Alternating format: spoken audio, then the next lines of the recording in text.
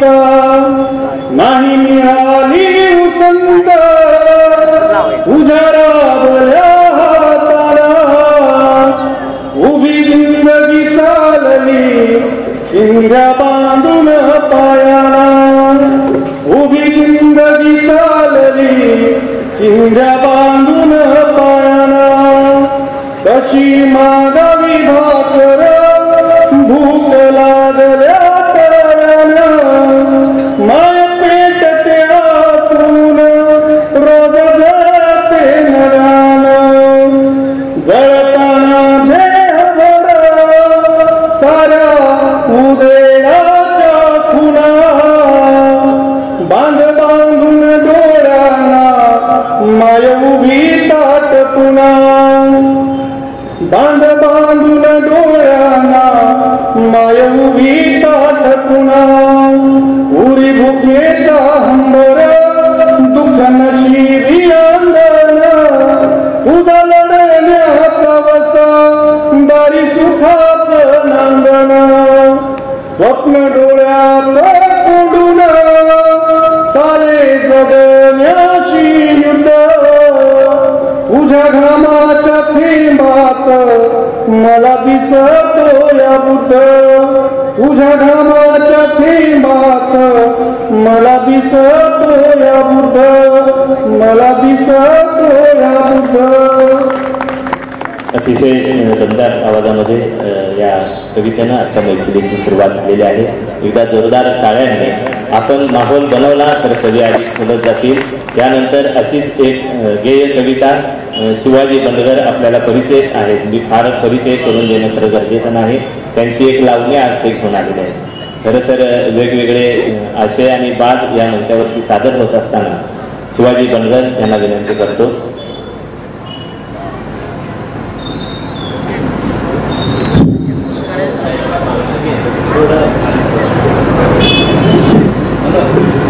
आलू sir एक minute जमतो जास्त.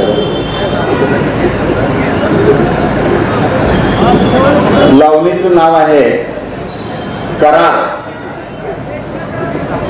Touch भराल कणीस बाई डोळ भरून बघा नवलाई टच भरल कणीस बाई डोळ भरून बघा नवलाई सांगा हुरडा खाताय का नाही सांगा हुरडा खाताय का नाही. जरी मंगळवेढ्याच्या शिवारातली सुगी जरी संपले असले तरी मनातल्या हुरड्याची जी सुगी आहे त्याचा आणि त्या सुगीचा कुठंतरी थोडासा धागा आहे. पाचुरंगात शिवार दंग फुल पिऊन कणीस तंग देते भाजून खुसखुसीत पुरडा कवळा लुसलुसीत इच्छा मनाची पूर्वाना बाई सांगा हुरडा खाताय का नाही सांगा हुरडा खाताय का नाही. पाठीमागं कोरस असतोय. हिच्या मनात काय हाई भुई तुमच्या ध्यानात येत कसं नाही गरमागरम मामला ग बाई करा वटान खायाची घाई लईसेल कवानुळाला चव देऊन दमान खावा थंडी दिसात लुटाना मजा शेंगा चटणी खरडा ताजा तोंडी लावांना घटमुट दही वावा तोंडी लावांना घटमुट दही सांगा हुरडा खाताय का नाही सांगा हुरडा खाताय का नाही. हिच्या मनात काय हाई भुई तुमच्या ध्यानात येत कसं नाही गरमागरम मामला ग बाई कर वटान खायाची घाई.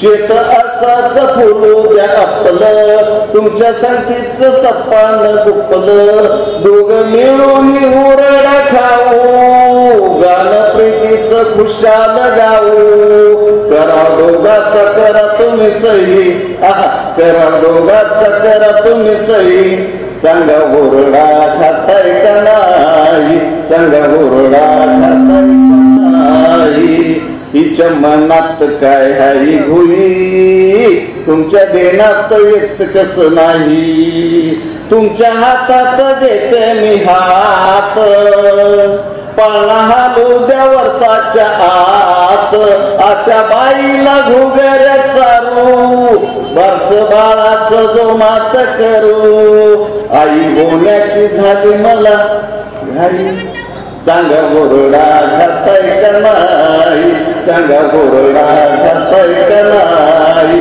तस भराला कणीस बाई डोळ भरून बघा नवलाई सांगा बोरडा घाताय का नाही सांगा बोरडा घाताय का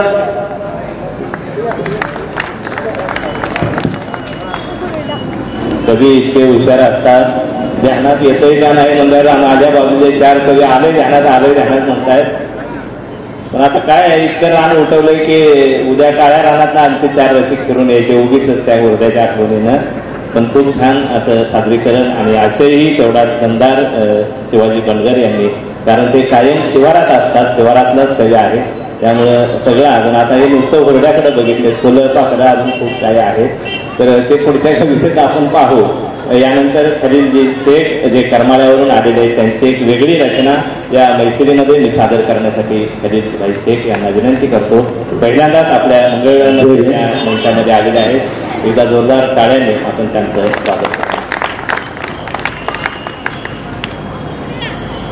नदी पहाड़ों से मैदान में तो आती है नदी पहाड़ों से मैदान में तो आती है मगर ये बर्फ पिघलने के बाद आती है नदी पहाड़ों से मैदान में तो आती है मगर ये बर्फ पिघलने के बाद आती है गुलाब ऐसे ही गुलाब नहीं होते गुलाब ऐसे ही गुलाब नहीं होते ये आधा कांटों पे चलने के बाद आती है शेर जरी माझा नसला तरी आपल्यासाठी माझ्यासारखा माणूस नाही तोच माणूस लिहू शकतो मनोहर राणाचा शेर आहे हा माझ्या कवितेचं नाव आहे कलम का बादशाह हिंदी रचना है एक ऐसा भी कलम का बादशाह एक ऐसा भी कलम का बादशाह था जिसका हर लफ्ज रोशनी का सबब था एक ऐसा भी कलम का बादशाह था जिसका हर लफ्ज रोशनी का सबब था जुल्मत के समंदर को जिसने जड़ से उखाड़ा जुल्मत के समंदर को जिसने जड़ से उखाड़ा गरीब मुफलिसों का वो हर हाल में रहा मसीहा जुल्मत के समंदर को जिसने जड़ से उखाड़ा गरीब मुफलिसों का वो हर हाल में रहा मसीहा एक ऐसा भी कलम का बादशाह था एक कतरा खून बिना जाया किए जिसने इनकलाब फैलाया एक कतरा खून बिना जाया किए जिसने इनकलाब फैलाया सदियों की अछूतदारी को बड़ी समझदारी से धोया एक कतरा खून बिना जाया किए जिसने इनकलाब फैलाया सदियों की अछूतदारी को बड़ी समझदारी से धोया आसमान से बुलंद हौसले थे जिसकी सोच के आसमान से बुलंद हौसले थे जिसकी सोच के एक ऐसा भी कलम का बादशाह थोड़ी पुरानी मजहबी गलतकारियां थोड़ी पुरानी मजहबी गलतकारियां उरूज और फन में थी जितनी भी मक्कारियां थोड़ी पुरानी मजहबी गलतकारियां उरूज और फन में थी जितनी भी मक्कारियां जिसके लफ्ज बने आतिश व अंगार एक ऐसा भी कलम का बादशाह जुल्मत के तब तो ताज डगमगाए जुल्मत के तब तो ताज डगमगाए अच्छे अच्छे आदमखोर भगाए जुल्मत के तब तो ताज डगमगाए अच्छे अच्छे आदमखोर भगाए आज भी रोशन है आसमानों पर जिसका नाम आज भी रोशन है आसमानों पर जिसका नाम किया जिसकी कलम ने शमशीर पे से बढ़कर काम एक ऐसा भी कलम का बादशाह था हर दिल को खुददारी सिखाई हर दिल को खुददारी सिखाई मुल्क की अजमत व वफादारी बताई हर दिल को खुददारी सिखाई मुल्क की अजमत व वफादारी बताई लड़ना सिखाया अंधेरों से, आफ्ताब के मानिंद चमकना सिखाया। बहुत बने गुलामों के बादशाह तो बहुत बने, मगर गुलामों को बादशाह बनाया एक ऐसा भी कलम का बादशाह था जिसके नूर से आज तक अंधेरा लरसता है, जिसके नूर से आज तक अंधेरा लरसता है। अब भी उसकी कलम से मेरा भारत चलता है, जिसके नूर से आज तक अंधेरा लरसता है, आज भी उसकी कलम से मेरा भारत चलता है। गोशे गोशे में फैली है खुशबू जिसकी, तू क्या लिख पाएगा खलील अजमत उसकी। मुर्दा दिलों को जिसने जिंदगी बख्शी, एक ऐसा भी कलम का बादशाह था, एक ऐसा भी कलम का बादशाह था। खूप उत्स्फूर्त असं पहिल्यांदाच आगमन मंगळमध्ये दमदार यांचं झालेलं आहे खलीलजी. खूप छान, धन्यवाद.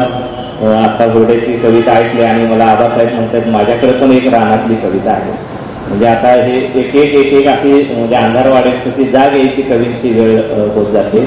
मी आबासाहेब पाटील यांना विनंती करतो की ती मेहंदीचं पान ही कविता आपली पहिल्यांदा एक वेगळी रचना आबासाहेब पाटील मंगसुळी असणे. एक छोटी कविता मेहंदीचं पान आणि त्यानंतर मग वेगळ्या कवितेकडे निघतो. खरं तर यापूर्वी तुम्ही मला ऐकलंय त्यामुळे तुम्हाला वाटते मी कवी आहे नाही तर बऱ्याचदा घोळ होतो. संयोजकांचा काही गैरसमज झालेला आहे असं वाटत राहतं. बऱ्याचदा मी कवीसारखा दिसण्याचा खूप प्रयत्न केला, म्हणजे चांगले चांगले साबण वापरले. साबण बनवणाऱ्या भारतातल्या नव्हे जगातल्या कुठल्याही कंपनीला माझं चॅलेंज आहे, त्यांनी माझा कलर आणि चेहरा बदलून दाखवा. बऱ्याचदा काय होतंय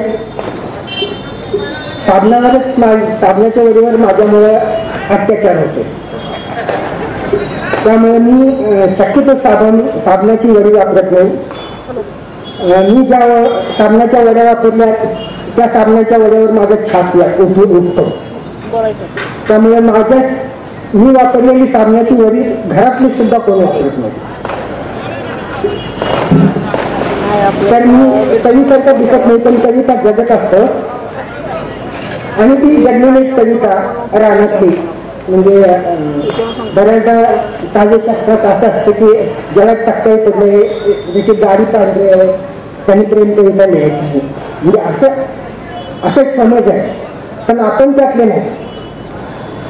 माणूस म्हणतो प्रेम करणारच. बहुतेकांना प्रेमाची ॲलर्जी नसते असं मला वाटतं. ते मनातलं म्हणत का असं ना त्यांचं असतं. माझ्यासारखा एखादा कवी फक्त ते जाहीर बोलू शकतो. तर माझी एक खाली कविता मेहंदीचं पान. मी वटलेल्या खोडावर अंकुरलो मेहंदीचं पान होऊन. मी वटलेल्या खोडावर अंकुरलो मेहंदीचं पान होऊन, कधी कधी तूही रानात येतेस म्हणून. तुझ्या बोटांकडून खुडून जाताना आणखी एकदा बहरलो. तुझ्या बोटांकडून खुडून जाताना आणखी एकदा बहरलो. तू खलबतीत कुपताना स्वतःला सर्वार्थी धन्य समजलो. कारण तू जपणार होतीस रात्रभर तुझ्या नाजूक मुलांना हातांवर. कारण तू जपणार होतीस रात्रभर तुझ्या नाजूक मुलांना हातांवर. पण सकाळी माझ्या रक्ताच्या गहिरतेवर तू जिव्हाळ्याचे तर्क केलेस. सकाळी माझ्या रक्ताच्या गहिरतेवर तू जिव्हाळ्याचे तर्क केलेस. तेव्हा पुन्हा एकदा ठरवलं असंच अंकुरत राहायचं वटलेल्या खोडावर मेहंदीचं पान होऊन, कधी कधी तूही रानात येतेस म्हणून. पण अत्तरधुंद फुलं विस्कटलेल्या पडद्यावर तू बसलीस आणि मी का गुदमरायला लागलो. पण अत्तरधुंद फुलं विस्कटलेल्या पडद्यावर तू बसलीस आणि मी का गुदमरायला लागलो. तू तुझा मेहंदीवर राहत कोणाच्या हाती तर गेला नाहीस ना. तू तुझा मेहंदीवर राहत कोणाच्या हाती तर गेला नाहीस ना. धन्यवाद. आणि मुख्य कवितेकडे आता वळूया. कवितेचे शीर्षक आहे ज्ञानदेवा. खरं तर मंगळवेढा भूमी संतांची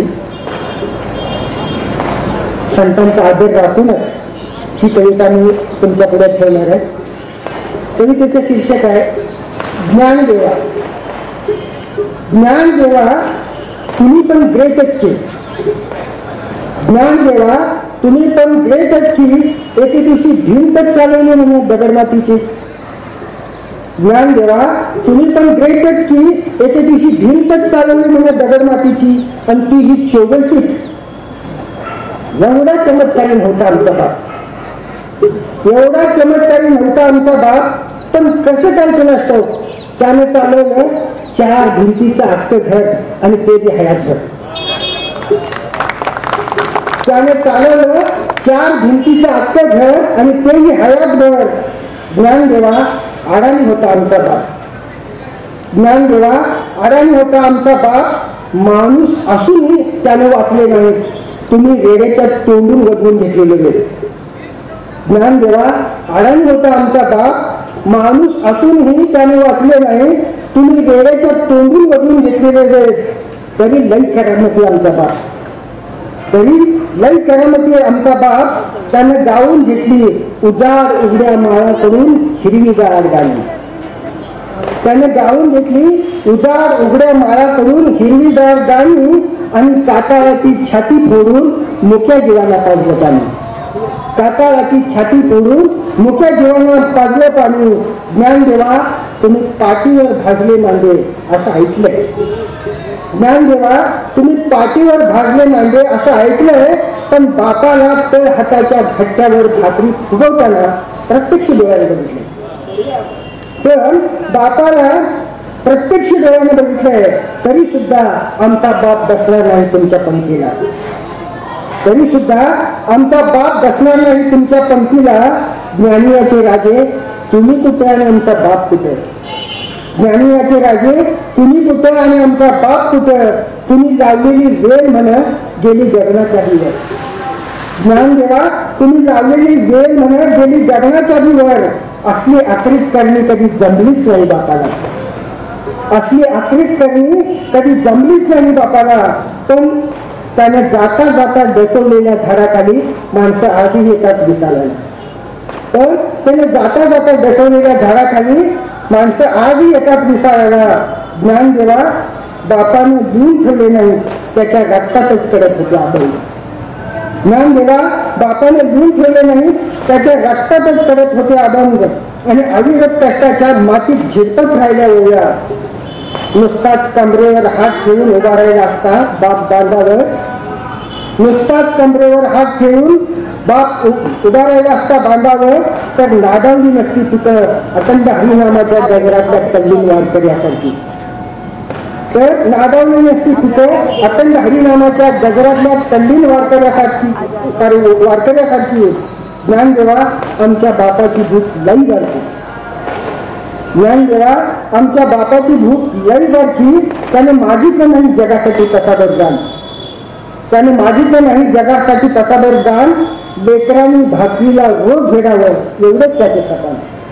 लेकरांनी भाकरीला रोज घेडावं एवढंच त्याचं सपान. ज्ञानदेवा तुम्ही तर ग्रेटच. ज्ञानदेवा तुम्ही तर ग्रेटच. म्हणून तर तुमचं नाव अजून बी गाजतंय. ज्ञानदेवा तुम्ही तर ग्रेटच. म्हणून तर तुमचं नाव अजून बी गाजतंय.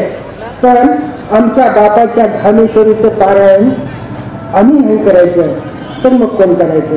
आम्ही नाही करायचं तर मग कोण करायचं. धन्यवाद.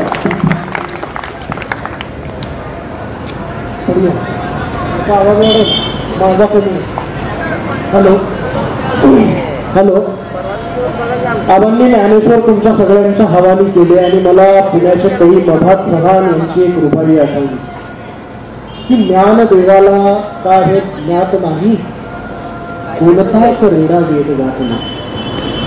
ज्ञानदेवाला का हे ज्ञात नाही कोणताच रेडा वेद गात नाही.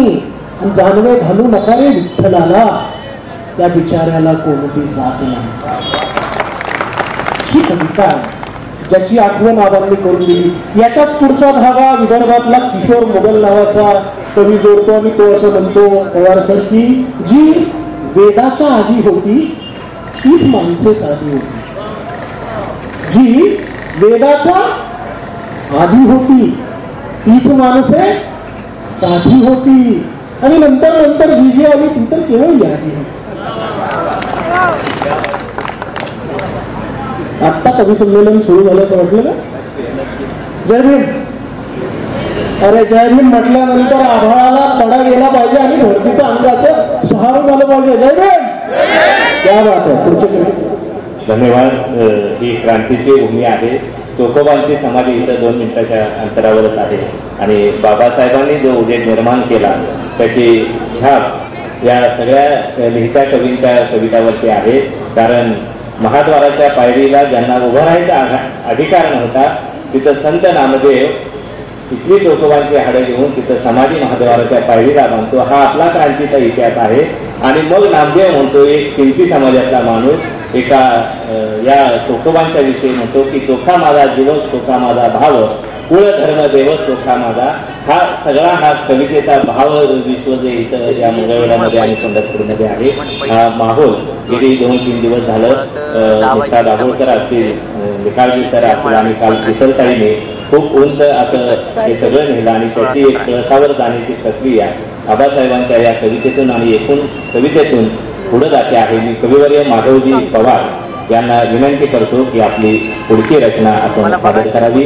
कोल्हापूरहून आलेले कविवर्य माधव पवार हा माणूस आहे असं मला सांगावं लागतं. कारण 1000हून अधिक डायलिसिस झालेला माणूस केवळ शब्दांच्या आशयाच्या आणि विचाराच्या बळावर चालतो आहे, बोलतो आहे आणि अजूनही लिहितो आहे.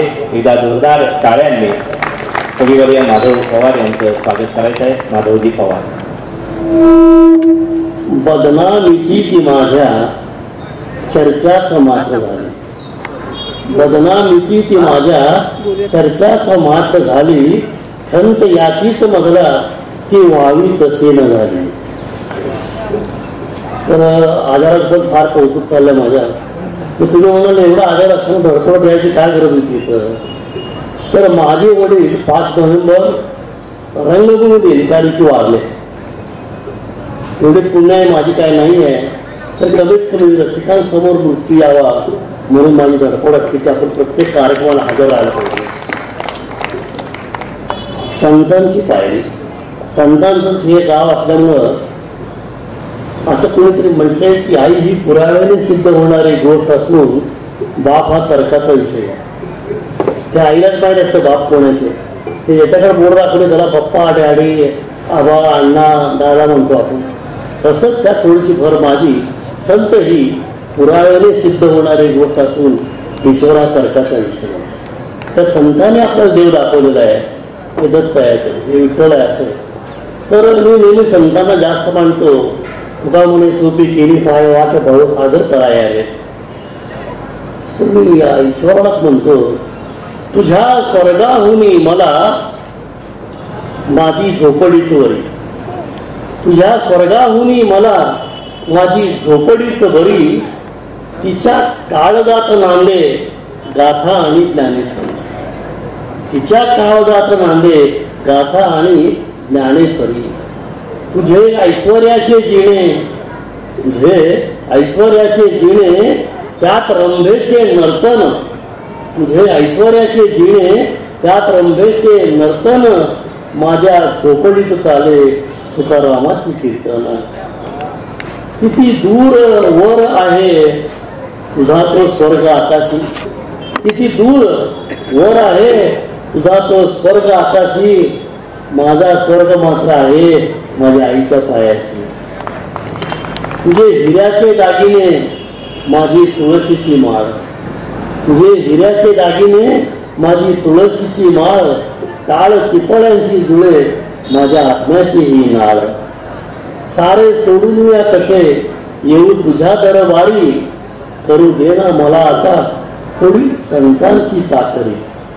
जीव माझा गेल्यावरी एक इच्छा कर पुरी, जीव माझा गेल्यावरी एक इच्छा कर पुरी, संत चरणा खालची मला होऊ दे पायरी, संत चरणा खालची मला होऊ दे पायरी.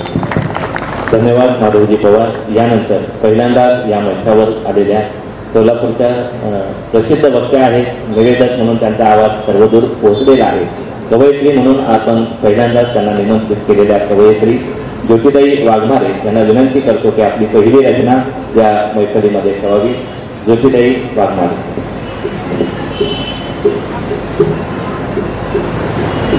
विश्वभूषण महामानव भारतरत्न डॉक्टर बाबासाहेब आंबेडकरांच्या जयंतीनिमित्त आयोजित या काव्य संमेलनामध्ये आत्ताच ज्यांनी कविता सादर केली. झोपडपट्टीतल्या एका पोरीच्या बोटाला धरून निवेदनाच्या क्षेत्रामध्ये उभं करणारे साहित्य विश्वातला बाप माणूस कविवर्य माधवजी पवार, माझे बंधू इंद्रजित जिजुले, सन्माननीय विचारमंच आणि उपस्थित सर्वांना मानाचा जयभीम. कवितेला सुरुवात करण्याच्या आधी एक शेर जो माझा नाही आहे पण आजच्या वातावरणाला खूप साजेसा आहे. मेरे भीम ने जब आंख खोली तो हर कोई इंसान बन गया. मेरे भीम ने जब आंख खोली तो हर कोई इंसान बन गया. मेरे भीम ने जब ज़बान खोली तो हर कोई तूफान बन गया. मेरे भीम ने जब आंख खोली तो हर कोई इंसान बन गया. मेरे भीम ने जब ज़बान खोली तो हर कोई तूफान बन गया. मेरे भीम ने जब कलम खोली तो इस देश का संविधान बन गया. मेरे भीम ने जब कलम खोली तो इस देश का संविधान बन गया. और इसी संविधान की वजह से जैसे एक चाय बेचने वाला इंसान आज देश का पंतप्रधान बन गया. ही बाबासाहेबांची नाव. आणि माझ्याकडे मोठा प्रॉब्लेम आहे. तो हुरड्याच्या कविता झाल्या, प्रेमाच्या कविता झाल्या, चांदण्यांच्या कविता झाल्या, ज्ञानदेवांच्या कविता झाल्या, पण माझा प्रॉब्लेम भगतसिंगांच्या शायरीमधून सांगते की भगतसिंग म्हणतात की कुछ इस तरह वाकिफ है मेरी कलम मेरे जज्बात से. कुछ इस तरह वाकिफ है मेरी कलम मेरे जज्बात से. मैं इश्क लिखना भी चाहूं तो इन्किलाब लिख देती. आणि त्याच्यामुळे आजची कविता निळा भडक, निळा भडक आणि जगे कडक. आणि माझ्या कवितेचं नाव आहे निळा निळा निळा. निळा निळा निळा मी मनूच्या शवपेटीचा खेळा. निळा निळा निळा निळा मी मनूच्या शवपेटीचा खेळा. नाकारी एकादशी वारी शोधी शेतीत पंढरी. नाकारी एकादशी वारी शोधी शेतीत पंढरी. जिथे पिकतो विठ्ठल तो सावत्याचा मळा मी. निळा निळा निळा.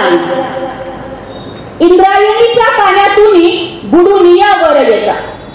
इंद्रायणीच्या पाण्यातून बुडुनिया वर येता. पेरी विद्रोह जी गाथा तुकोबांची विद्रोही शब्द कळा मी. निळा निळा निळा. भिडे वाड्यातून ज्योती शिक्षणाची करे क्रांती. भिडे वाड्यातून ज्योती शिक्षणाची करे क्रांती. सावित्रीलाही शिकवितो तो सावित्रीचा फळा मी. निळा निळा निळा. मंदिर मस्जिद दर्गे आणि चर्च सुद्धा म्हणे स्त्रीच्या स्पर्शाने विटाळी.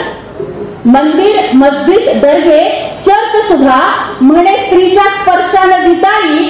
पण जेथुनी तू जन्माला येशी त्या बाळंतपणाच्या कळा मी. निळा निळा निळा. कसा पेरीला अंगार आली शोषितांना जाग. कसा पेरीला अंगार आली शोषितांना जाग. लावली पाण्यालाही आग चवदार तळाची ज्वाळा मी. निळा निळा निळा. मी कोण तर मी दगड फॅन्ड्रीच्या जब्याने मारलेला. मी दगड फॅन्ड्रीच्या जब्यानं मारलेला आणि मी हंबरडा आरची परशाच्या बाळानं फोडलेला. मी दगड फॅन्ड्रीच्या जब्याने मारलेला आणि मी हंबरडा आरची परशाच्या बाळानं फोडलेला. मी आत्महत्या रोहित वेमुला आणि पायल तडवीची.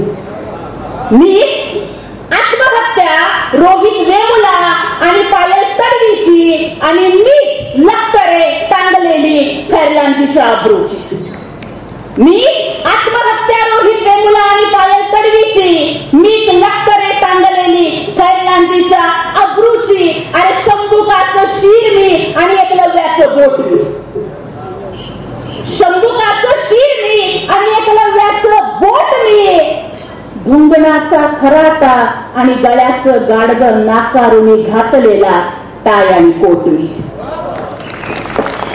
शंभुकाचं शिर मी आणि एकलव्याचं बोट मी, कमरेचा खराटा आणि गळ्याचं गाडगं नाकारुनी घातलेला टाय आणि कोट मी, जयभीमचा सूर्य मी आणि असुरांचा धनुष मी, जयभीमचा सूर्य मी आणि असुरांचा धनुष मी, आर्टिकल 15चा आयुष्मान तर भीमा कोरेगावचा अर्जुन मी, बुद्धाच्या डोळ्यातलं कारुण्य मी, बुद्धाच्या डोळ्यातलं कारुण्य मी आणि काळ्या सावळ्या रिंकू राजगुरूच्या डोळ्यातलं लावण्य मी, बुद्धाच्या डोळ्यातलं कारुण्य मी आणि काळ्या सावळ्या रिंकू राजगुरूचं लावण्य मी जस्टिस चंद्रू न्यायालयात भांडतो, मी जस्टिस चंद्रू न्यायालयात भांडतो आणि मीच नागराज सप्तरण्यांच्या पडद्यावरती सैराट आणि झुंड बांधतो, मी जस्टिस चंद्रू न्यायालयात भांडतो आणि मीच नागराज सप्तरण्यांच्या पडद्यावरती सैराट झुंड मांडतो, दाभोळकर पानसरे आणि गौरी लंकेशचा खून मी,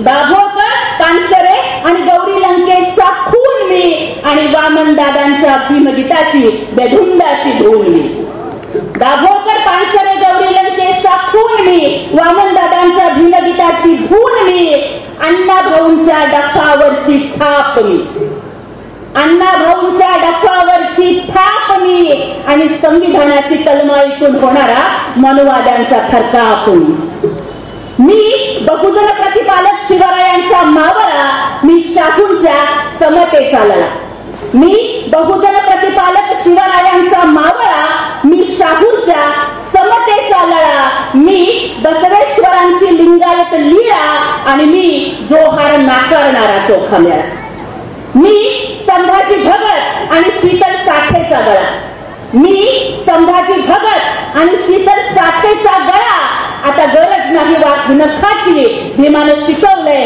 लेखणीनं कसा काढायचा कोथळा,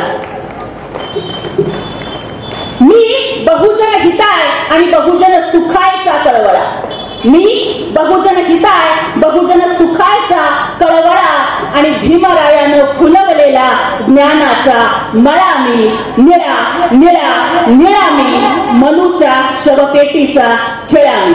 जय भीम, जय भारत. किती ताकदीनं शब्द आपल्या सगळ्यांच्या जवळ पोहोचले बघा ना, आणि आपोआप काळजाचा कान होऊन जातो आणि सगळे शब्द आपण काळजामध्ये साठवून घेतो. पेराच करतो म्हणूयात ना आपण शब्दांचा. ही ताईंची कविता ऐकली आणि मला वामनदादांचे शब्द आठवले. बाबासाहेब आंबेडकर एक असं वादळ आहे ज्यानं पूर्ण आपल्या उभ्या आयुष्यात एक सुद्धा असंवैधानिक शब्द भाषणात, लिखाणात किंवा कुठल्याच गोष्टीत वापरला नाही, एकही नाही. संतापाचा सागर आहे, गाज तर एवढी ताकदीची आहे, पण एक सुद्धा चुकीचा शब्द कधी वापरला नाही. जातीवाचक शब्द वापरला नाही, धर्मवाचक शब्द वापरलेला नाही. पण बाबासाहेबांना अपेक्षित असलेल्या भावना मांडताना वामनदादा जो शब्दांचा विखार, शब्दांचा अंगार आपल्या हवाली करतात ना, होरपळून जाऊ आपण जे प्रामाणिक नसू हातात घेतला. नीच नीतीचा कापू गळा त्या रक्ताचा नेवट्या. नीतीचा गळा कापायचा आहे, बामणांचा नाही कापायचा, मराठ्यांचा नाही कापायचा, मारवाड्यांचा नाही कापायचा. वामनदादा बाबासाहेबांचे शब्द लेखणीत घेऊन बोलतायत. नीच नीतीचा कापू गळा त्या रक्ताचा लेऊ टिळा. मंजुळा बाजारातला येळान चल ग रानामध्ये.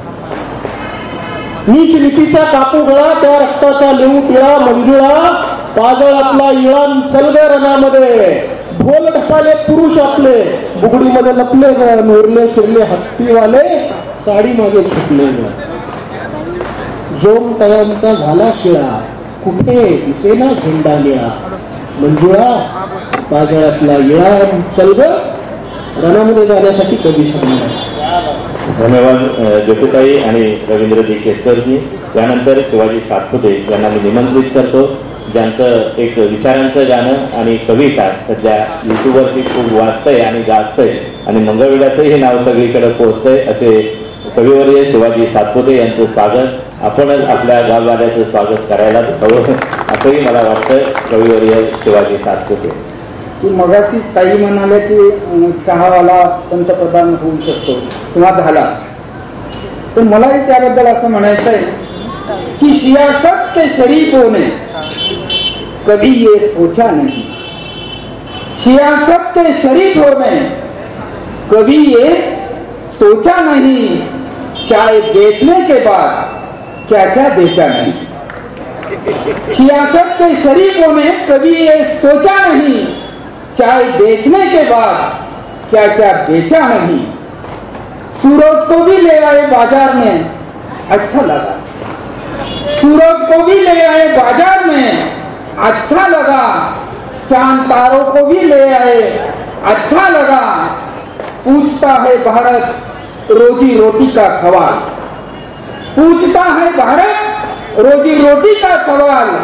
गाय गोबर गोमूत्र दिखाती है सियासत, अच्छा लगा। तर मी तो त्या संदर्भात ते आता ज्योतिताई म्हणाल्या म्हणून मी हिंदी 4 ओळी ऐकवल्या। तर माझी कविता वेगळी आहे की पैसा गेला पण नादच केला, पैसा गेला पण नादच केला। पाण्यासारखा पैसा गेला, पैसा गेला पण नादच केला।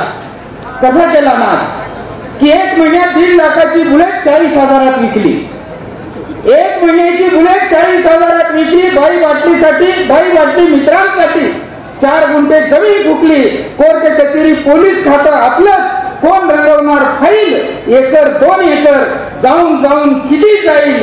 गावात नवी गाडी नवं मॉडेल आपल्याच नावावर, जिंदगीभर ऐश केली बापाच्या जीवावर।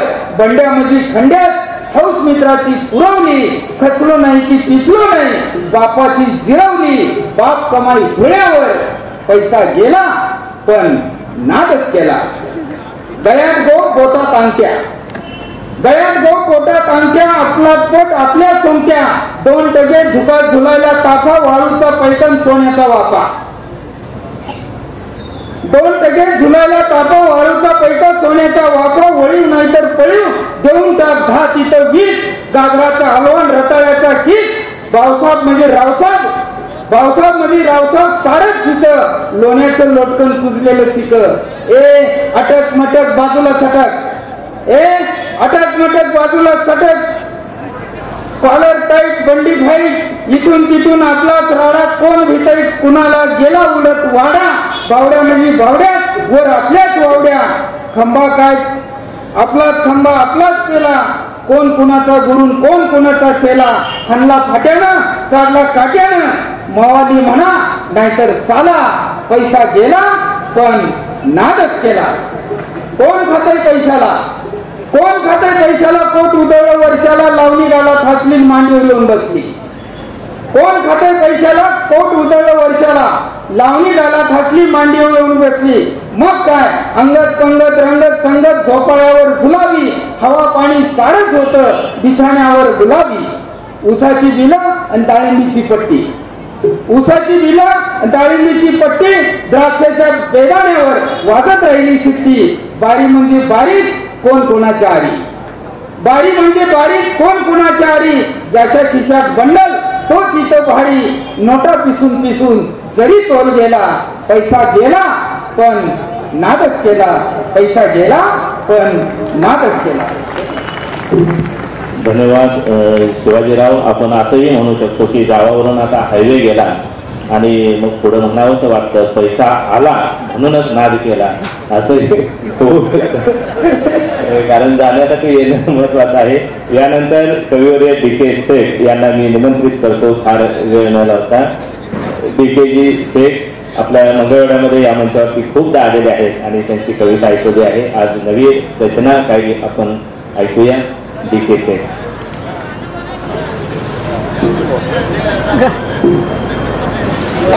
बाबा पाटील कवी सारखे नेहमी दिसतोय का?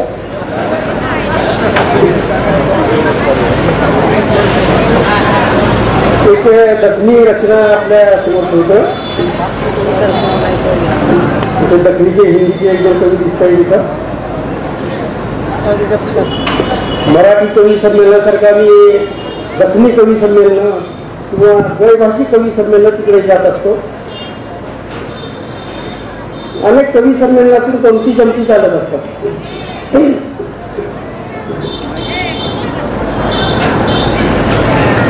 उर्दू कवी संमेलनामध्ये कवी संमेलनासाठी उभा राहिला रचना ऐकवण्यासाठी. तो म्हणतो, मेरी रचना सुनाने के पहले 2 शेर सुनाता हूं, मेरी गझल सुनाने के पहले 2 शेर सुनाता हूं. आता मराठीमध्ये खूप मोठ्या प्रमाणात गझल लिहिले जातात. इकडेही मुशायरे व्हायला सुरू झाला, इकडे इथे सुरू झाला आता प्रकार. माझी गझल ऐकवण्यापूर्वी 2 शेर ऐकू.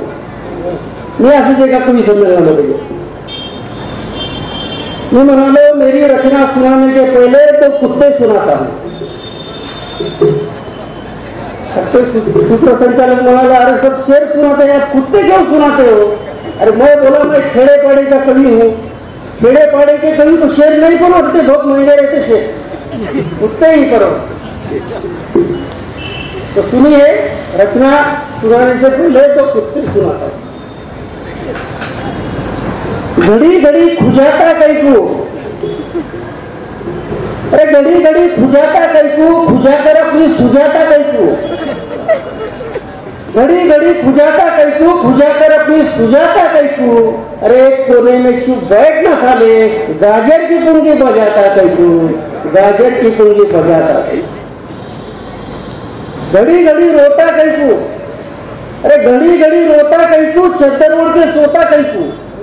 घड़ी घड़ी रोता कैकू, चद्दर ओढ़ के सोता कैकू. अरे धोने की है तो खुद की धोना, इसकी उसकी धोता कैकू, इसकी उसकी धोता कैकू. विजय, मैं मेरी मुख्य रचना की तरफ आता हूँ. ये 10वीं कविता है. करेंगे वैसा भरेंगे भैया, करेंगे वैसा भरेंगे भैया, कुत्ते की मौत मरेंगे भैया, कुत्ते की मौत मरेंगे भैया, कुत्ते की मौत मरेंगे भैया.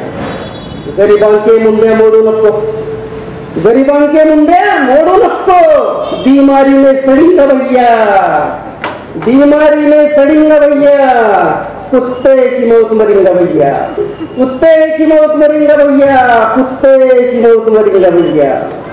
हरी घार है घर की खेती, अरे हरी घार है घर की खेती, कब तक बाहर चलेंगे भैया, अरे कब तक बाहर चलेंगे भैया, कुत्ते की मौत मरेंगे भैया, कुत्ते की मौत मरेंगे भैया, कुत्ते की मौत मरेंगे भैया.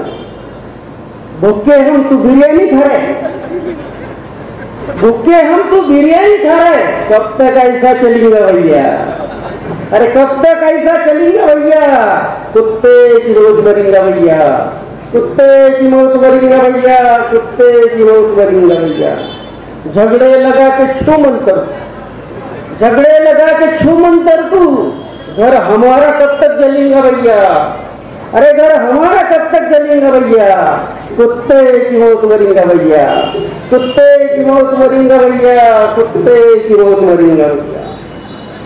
दिन निकले कि तेरा के दर्शन, दिन निकले कि तेरा के दर्शन, कभी एक किस्सा टलेंगे भैया, अरे कभी एक किस्सा टलेंगे भैया, कुत्ते की मौत मरेंगे भैया, कुत्ते की मौत मरेंगे भैया. कब तक छुप के रहेंगे लपड़े, अरे कब तक छुप के रहेंगे लपड़े, कब तक छुप के रहेंगे लपड़े.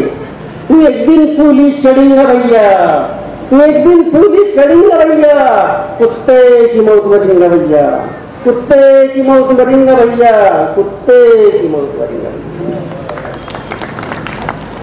डीकेशेट कविता ऐकायला उभारली आणि या बाजूला बसलेल्या एक काकू म्हटलं की कर्ण म्हणा ना, आणि मला लगेच माझ्या मनातला कवी जागा झाला की कवी असतो कोण? कवी खरं तर मातृहृदयी माणूस असतो, ज्याचं मन बाईचं असतं त्यालाच कविता लिहिता येते. आणि इकडे बसलेल्या माता भगिनींना सोडून कवी संमेलन पुढे कसं घेऊन जाता येईल आपल्याला? माझ्या आयांनो, कविता काय असते? तर कविता तुम्हीच जिवंत ठेवली आहे. 700 वर्षापासून तुम्हीच जिवंत ठेवली आहे. माणसाला कविता जिवंत ठेवताच आली नव्हती. इंद्रजित भालेराव म्हणतात की माईचा सोडून ज्यानं भंतीचा धरला पदर, कविता अशा लोकांची कधीच करत नाही कदर. माईचा सोडून ज्यानं भंतीचा धरला पदर, कविता अशा लोकांची कधीच करत नाही कदर. ज्याला सख्या बहिणीचा गुऱ्हाळी नाही होता आलं, कवितेला त्याच्यासाठी गोड गुऱ्हाळी नाही होता आलं.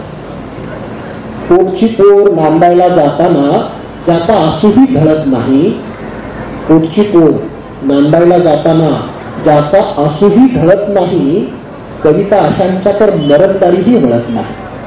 पण अशाच लोकांपासून कवितेला कायम भीती होती. म्हणूनच कविता 700 वर्षांपासून फक्त जात्याभोवती भीती होती. जात्याभोवती जिवंत ठेवण्याचं काम तर तुम्हीच केलं ना. म्हणून तर बहिणाबाई म्हणाल्या ना, अरे घरोत्या घरोत्या तुझ्यातून पडे पिठी, तसं तसं माझं गाणं पोटातून येतं होती.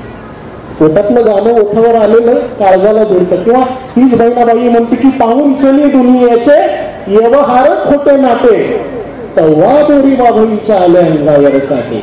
माणसातलं वाईट पण दिसायला लागलं की कविता ताकदीनं पुढे येते. आणि मग ताकदीचा सगळा जो संदर्भ आहे तो आपल्या लेखणीतून पुढे घेऊन कविता येते. यानंतर आपल्या सगळ्यांच्या समोर महादेव कांबळे येणार आहेत. महादेव कांबळे चांगला कवी आहे, जोरदार टाळ्या वाजवून. मला थोड्या वेळानं कधी वाटतं की मंगळवेळात बसलोय की पुण्यात बसलोय.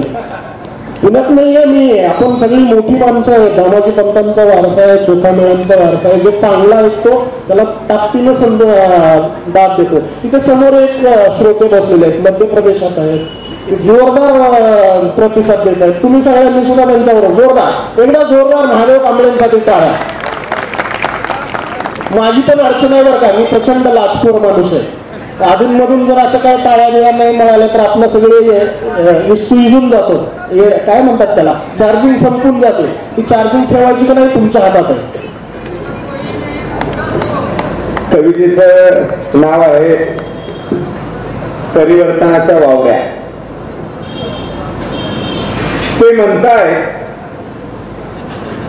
ते म्हणतायत माणुसकी सर्वश्रेष्ठ धर्म. ते म्हणतायत माणुसकी सर्वश्रेष्ठ धर्म. इथे तर माणसांच्या नसा नसातून वाहते विटाळलेली नदी आजही. ते म्हणतायत माणुसकी सर्वश्रेष्ठ धर्म. इथे तर माणसांच्या नसा नसातून वाहते विटाळलेली नदी आजही. जुनी जळमट तशीच सेवा होऊन गेलेली. त्यांनी बदललाय रंग आणि ती फक्त झाली पाण्यावाली. जुनी जळमट आजही तशीच, त्यांनी बदललाय रंग आणि ती झाली पाण्यासारखी. म्हणून तर कुणाचे डोळे काढले जातात सर्वांच्या डोळ्यात एकच. म्हणून तर कुणाचे डोळे काढले जातात सर्वांच्या डोळ्यात एकच. कुणाची भिंड, कुणावर बलात्कार सर्वांच्या डोळ्यात एकच. आपले डोळे शाबूत ठेवण्यासाठी तेव्हा सगळेच डोळे होतात आंधळे. आपले डोळे शाबूत ठेवण्यासाठी तेव्हा सगळेच डोळे होतात आंधळे.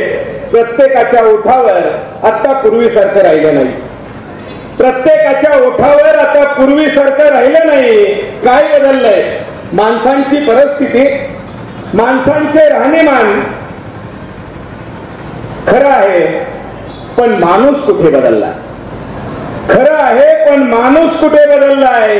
त्याच्या काळजाला फुटल्यात असंख्य विषमतेच्या फांद्या. त्यावर विसावली आहेत पिढ्यानपिढ्या जतन केलेली रूढी परंपरेची पाखरं.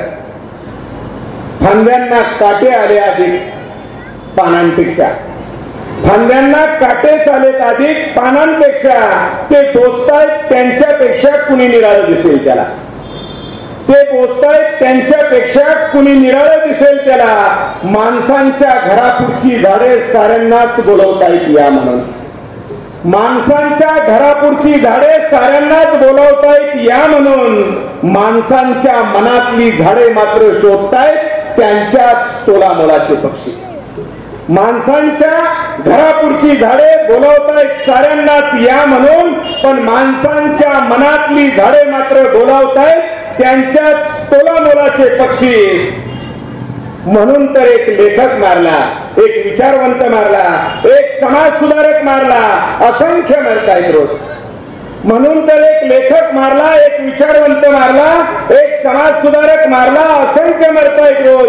कुणी दलित, कुणी भटका आणि सवर्ण सुद्धा तो पूर्वीच्या सवर्णासारखा वागला नाही. म्हणून परिवर्तनाच्या नुसत्या वावड्या उठवता, परिवर्तनाच्या नुसत्या वावड्या उठवता आणि आतून बंदुका वाटता कुणाचाही आवाज बंद करण्यासाठी.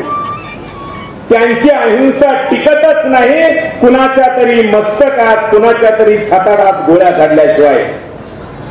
बाबांनो, एकदाचा देशच द्या हा पेटवून. बाबांनो, एकदाचा देशच द्या हा पेटवून आणि शेकत बसा त्यावर. रक्तपात पाहून अंग गारठल्यावर त्याची ऊब घेऊन पुन्हा पुन्हा पेरत राहा असहिष्णुता. त्याची ऊब घेऊन पुन्हा पुन्हा पेरत राहा असहिष्णुता. तुम्हाला जे हवं तसं करा देशाचे वाळवंट किंवा वाळवंटी मनाची माणसं. तुम्हाला जे हवं तसं करा देशाचे वाळवंट किंवा वाळवंटी मनाची माणसं, ज्यांच्या मेंदूत असायलाच हवी जाती धर्माची चेतना. मुर्द्यांनाही सांगा पुन्हा पुढच्या जन्मी बंड करू नको म्हणून. मुर्द्यांनाही सांगा पुन्हा पुढच्या जन्मी बंड करा नका म्हणून. रक्ताचा बनवा झेंडा लाल भडक, तुमचं नवीनच बनवा राष्ट्रगीत, शब्दा शब्दात तुमचंच कौतुक करणार. घ्या बदला देशाचा, घ्या बदला एकदाचा, राख करा देशाची.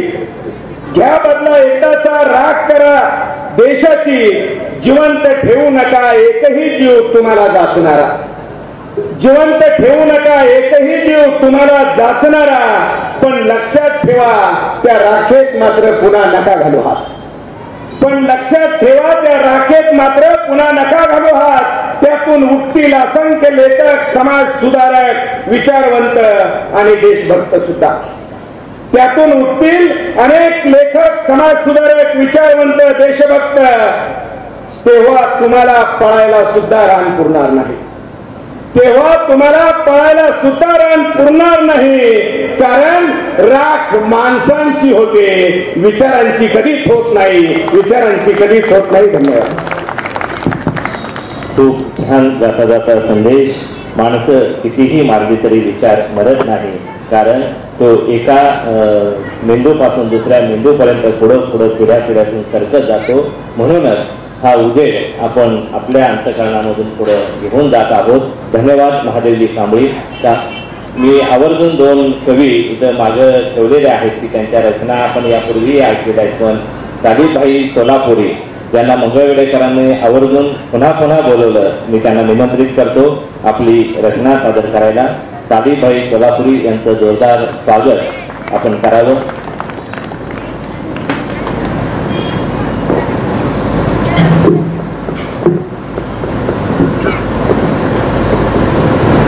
मंगलवेड़े वालों की मोहब्बत है कि बार बार बुलाया जा रहा हूँ और बहुत मोहब्बत से सुनते हैं.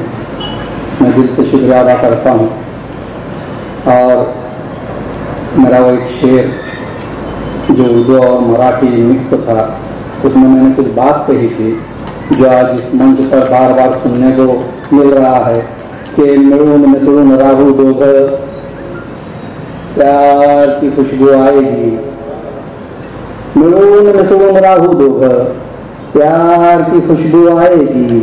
थोडं थोडं येता येता तुझे भी उर्दू आएगी. तो मैंने बहुत कोशिश की थी कि ऐसे उर्दू मराठी मिक्स करूँ. 1-2-4 चीज़ें बताकर मैं अपनी नज्म पढ़ाऊँगा कि मुस्कुराते मेरी धड़कन को नया इजहार दे. मैं ये इसलिए सुना रहा हूँ कि 2 भाषाओं को मैंने मिलाया है. जिस तरह से हम 2 दिल मिलकर रहते हैं, वैसे दिल जैसे मिलते हैं वैसे जबान भी मिले, फिर हाथ भी मिलेंगे, कदम भी मिलेंगे, फिर मंजिल भी मिलेगी. मुस्कुरा के मेरी धड़कन को नया इजहार दे, माझ्या स्वप्नांना बहरलेला नवा आकार दे. मुस्कुरा के मेरी धड़कन को नया इजहार दे, माझ्या स्वप्नांना बहरलेला नवा आकार दे.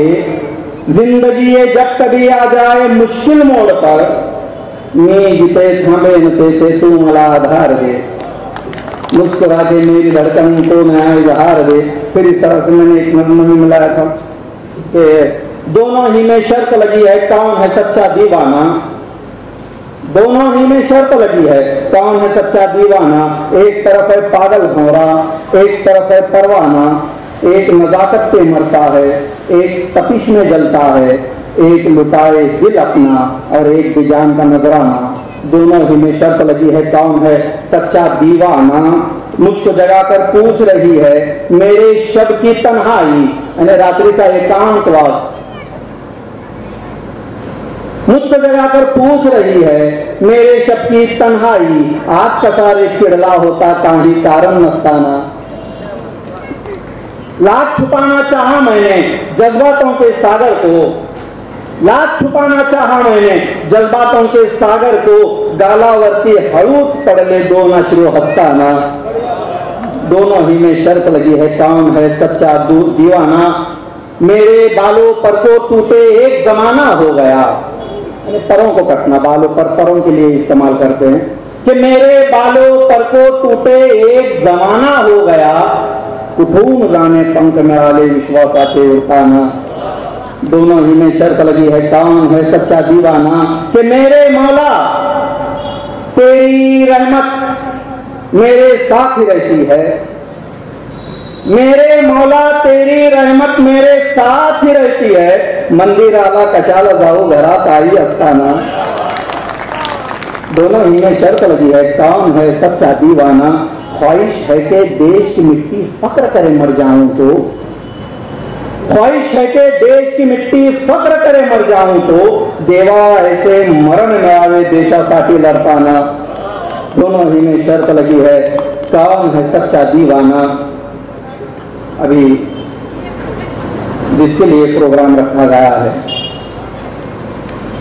बाबा साहब जी के लिए, संविधान के लिए, मैं संविधान के लिए एक कविता लाया हूं आपके लिए कि ऐसे मैं गा करके नहीं सुनाऊंगा, गला बहुत ज्यादा मेरा खींचा हुआ है कुछ वजह से, तो पढ़ के सुनाता हूं कि भारत का संविधान है ये, बाबा का संविधान, आजादी की यह है ताकत, आजादी की जान, भारत का संविधान है ये, बाबा का संविधान। अलग अलग तहजीबों से मेरा भारत देश सजा है, अलग अलग तहजीबों से ये मेरा भारत देश सजा है। हर भाषा हर मजहब मेरे भारत का गहना है, सबको एक नजर से देखे हक दे एक समान, भारत का संविधान है ये, बाबा का संविधान। के श्लोक सुने तो कानों की दुर्दशा बनाई जाती थी, श्लोक सुने तो कानों की दुर्दशा बनाई जाती थी, बचपन की बेवा भी यहाँ नफरत से सताई जाती थी, जुल्म सितम के सारे तूने तोड़े तीर कमान, भारत का संविधान है ये, बाबा का संविधान। शोषण की दीवार गिराकर अनुशासन ले आया, वंचित को अधिकार दिलाया, न्यायासन ले आया, अत्याचार से मुक्त करा के सबको दिया सम्मान, भारत का संविधान है ये, बाबा का संविधान। शिष्य हुओं को उम्मीदों की पुरवाई देता है, शिष्य हुओं को उम्मीदों की पुरवाई देता है, कटे परों को हाथ बढ़ाकर ऊंचाई देता है, सबके लिए ये राह बनाए सबको दे ये उड़ान, भारत का संविधान है ये, भारत का संविधान। जूझ रहा है सबके लिए, पल भर भी नहीं सोता है, बेबस पे अन्याय अगर हो तब तब ये रोता है, भूखे भटके लाचारों को समझे ये संतान, भारत का संविधान है ये, बाबा का संविधान। आजादी की यह है ताकत, आजादी की जान, भारत का संविधान है ये, भारत का संविधान। शुक्रिया। बहुत खूप ताली भाई, तुमची कविता ऐकून एक शेर आठवला, वो करे बात तो हर लफ्ज से खुशबू आए, वो करे बात तो हर लफ्ज से खुशबू आए, ऐसी बोली वही बोले जिसे उर्दू आए। मुनव्वर राना लिखता कि मैं उर्दू में गजल लिखता हूं तो मराठी मुस्कुराती है, मैं उर्दू में गजल लिखता हूं तो मराठी मुस्कुराती है, जब मासी के गले लगता हूं तो मेरी माँ मुस्कुराती है।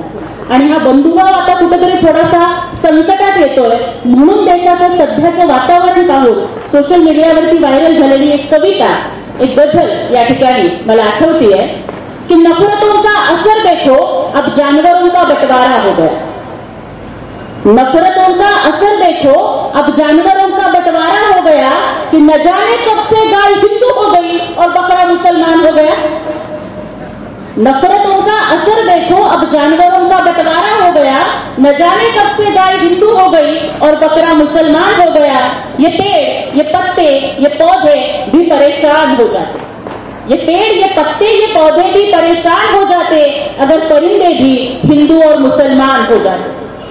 सूखे मेवे भी ये देखकर हैरान है, सूखे मेवे भी ये देखकर हैरान है कि अब इस देश में नारियल हिंदू और खजूर मुसलमान है। न मंदिरों को जानते हैं न मस्जिदों को मानते हैं, न मंदिरों को जानते हैं न मस्जिदों को मानते हैं। जो भूखे पेट होते हैं ना साहब, वो बस निवालों को जानते हैं। मेरा यही अंदाज इस जमाने को खलता है, मेरा यही अंदाज इस जमाने को खलता है कि मेरा चिराग हवा के खिलाफ क्यों जलता है। मैं अमन पसंद हूं, मेरे शहर में दंगा ना रहने दो। मैं अमन पसंद हूं, मेरे शहर में दंगा ना रहने दो। भगवे हरे नीले में हमें मत बांटो, हमारी दिलों में बस तिरंगा रहने दो, हमारी दिलों में बस तिरंगा रहने दो। आणि हाच भारत बाबासाहेबांच्या स्वप्नातला भारत होता। आणि यानंतर मी आमंत्रित करते की मधापासून आपल्या सूत्रसंचालनातून कधी मधाळ अशी गाणी, कधी अभंगाची गाणी, तर कधी विद्रोहाची गाणी, या सगळ्यांच्या माध्यमातून आपल्याला मंत्रमुग्ध करणारे रवींद्रजी केसकर यांना की त्यांनी आपली कविता सादर करावी। अमित भाई, हिंदू आणि मुस्लिम मध्ये काय असतो फरक? हिंदू आणि मुस्लिम मध्ये काय असतो फरक? एक म्हणतो हट जा, दुसरा म्हणतो सरक. हिंदू आणि मुस्लिम मध्ये काय असतो फरक? एक म्हणतो हट जा, दुसरा म्हणतो सरक. एक म्हणतो दे, दुसरा म्हणतो अल्लाह.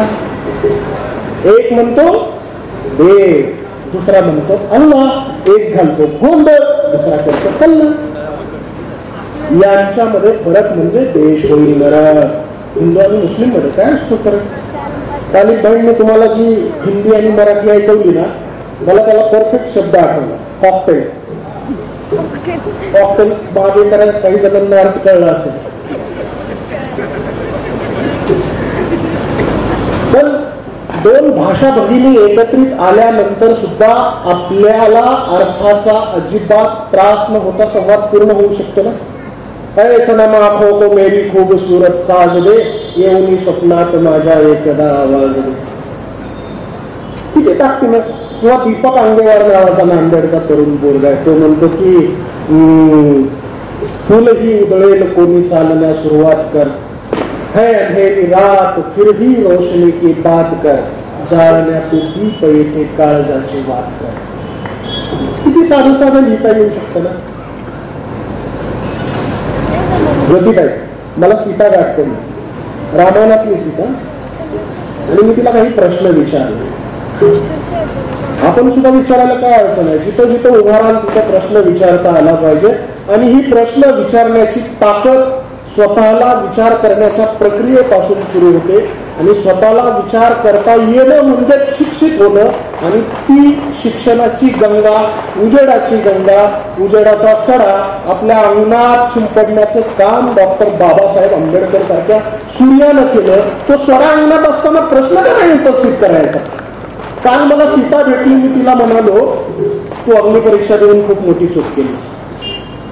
काल मला सीता भेटली, मी तिला म्हणालो तू अग्निपरीक्षा देऊन खूप मोठी चूक केलीस. तुझ्या अग्निपरीक्षेला माझा विरोध नाही, तुझ्या अग्निपरीक्षेला माझा विरोध नाही. तू रामापासून दूर राहिलीस म्हणून त्यानं तुझी अग्निपरीक्षा घेतली. तू रामापासून दूर राहिलीस म्हणून त्यानं तुझी अग्निपरीक्षा घेतली. मग रामही तुझ्यापासून दूर राहिला होताच की, मग रामही तुझ्यापासून दूर राहिला होताच की. त्याच वेळी तू जर त्यालाही अग्निपरीक्षा मागितली असतीस, त्याच वेळी तू जर त्यालाही अग्निपरीक्षा मागितली असतीस तर चारित्र्याचे सगळेच निकष पुरुषांनाही लागू झाले असते बाई इतके, पुरुषांनाही लागू झाले असते बाई इतके. निकष इकडेच आहे, अग्निपरीक्षा फक्त इकडे नाही. या माणसानं आपल्या पाठीमागं असलेल्या सूर्यानं आपल्या सगळ्यांना सांगितलं की अग्निपरीक्षा जे जे सनातन अंधाराचे वारस आहेत त्या सगळ्यांना द्यावी लागेल आणि सनातन अंधाराचा वारसा जे जे पुढे येतील ते नाही देणार अंधाराची. 200 आठवतात मला खूप अगोदर लिहिलेले की वाहून भार येथे थकलो कधीच नाही.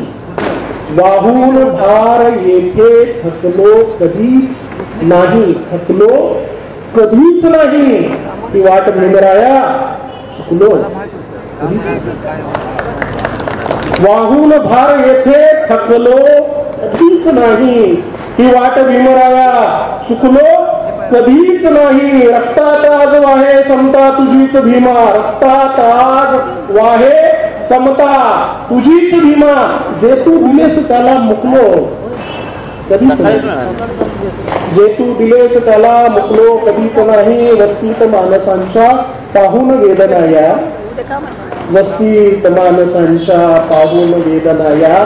हातात नाक धरून थुकलो कधीच नाही.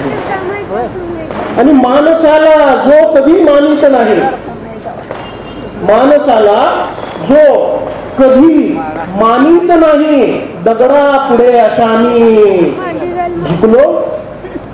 दगडावरी अशानी कधीच नाही. स्त्री जातीची सनातन वेदना तुम्ही तुमच्या काव्यातून व्यक्त केली आणि रामायणाच्या रामाला सुद्धा तुम्ही आरोपीच्या पिंजऱ्यामध्ये उभं केले. त्यामुळे समस्त महिला वर्गाच्या वतीने विशेष धन्यवाद. खरं तर कुठलीही स्त्री कुठल्याही मठाची कधी जगद्गुरू होऊ शकत नाही. कुठलीही स्त्री कुठल्याही चर्चची पोप होऊ शकत नाही. कुठलीही स्त्री कुठल्याही मशिदीची मुल्ला मौलवी होऊ शकत नाही. पण ती राष्ट्रपती होऊ शकते, पंतप्रधान होऊ शकते, शिक्षिका होऊ शकते. याला कारण बाबासाहेबांचं संविधान. आणि म्हणूनच या देशातल्या स्त्रीला मला एवढंच सांगायचंय की होऊ नको सीता तू रामाची, लोक तुला अबला म्हणतील. होऊ नको सीता तू रामाची, लोक तुला अबला म्हणतील. होऊ नको द्रौपदी तू 5 पांडवांची, भर दरबारात तुझं वस्त्र हरण होईल. हो तू जिजाऊ माझ्या शिवबांची, लोक राष्ट्रमाता म्हणून तुला मुजरा करतील. हो तू सावित्री ज्योतिबांची, लोक क्रांती ज्योती म्हणून तुला वंदन करतील. आणि विसरू नकोस तू व्हायला माझ्या भीमाची रमाई, दीनदलितांची माऊली म्हणून लोक तुला काळजात स्थान देतील. आणि हाच वारसा आपल्याला पुढे चालवायचा. खरं असं म्हणतात की माणसांच्या समाधीवरती फुलं ठेवतात हे माहिती आहे मला. माणसांच्या समाधीवरती फुलं ठेवतात हे माहिती आहे मला. पण फुलांच्याही समाधीवरती ठेवावा असा एक कोवळा जीव असतो, कवी म्हणतात त्याला. आणि असंच कवीचं हळवं मन घेऊन मंगळवेढ्याच्या मातीतून जगभर व्हायरल झालेले कवी आमचे बंधू, परिवर्तनाच्या वाटेवरचे वाटसरू इंद्रजीतजी घुले यांना मी विनंती करते की आपण आपली कविता सादर करावी. एक नवी कविता आहे आणि आता केसकर सरांनी सांगितलं की आपण प्रश्न विचारले पाहिजे. नवी आहे कशी वाटते तुम्ही बघा, कारण ती प्रश्नार्थक कविता आहे. तू हे काय केलं आणि प्रश्न कोणाला आहे याचं उत्तर तुम्हाला नक्की सापडेल. ना तुझा संसार ना लेकरांचं बिराड, ना तुझा संसार ना लेकरांचं बिराड, जमिनीवर तू कुठं आहे विमानातच तुझं वराड. देशाचं खायचं परदेशात राहायचं, देशाचं खायचं परदेशात राहायचं. विकासाचं लेकरू तुझं फोटो बघून गेलं, पोटापेक्षा लगा पेट्रोललाच नाही गेलं. पोटापेक्षा लगा पेट्रोललाच नाही गेलं. लेका तुझे काय केलं, लेका तुझे काय केलं. हजाराच्या गॅसवर भाकर झाली कडू, गोड नाही लागत, सारखं पाकिट मोकळं झालेलं दिसतं. हजाराच्या गॅसवर भाकर झाली कडू, कोंबडी शिजवताना तर आलं बघ रडू. हजाराच्या गॅसवर भाकर झाली कडू, कोंबडी शिजवताना तर आलं बघ रडू. काळीच गेलं करपून तरी थंड रक्त आमच्या सुरावर, नाचते तुझे भक्त शिवरायांच्या स्वराज्याला.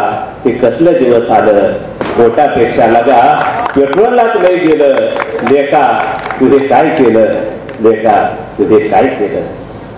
तळताना भजी जीव तळून निघतो यात लय जातो.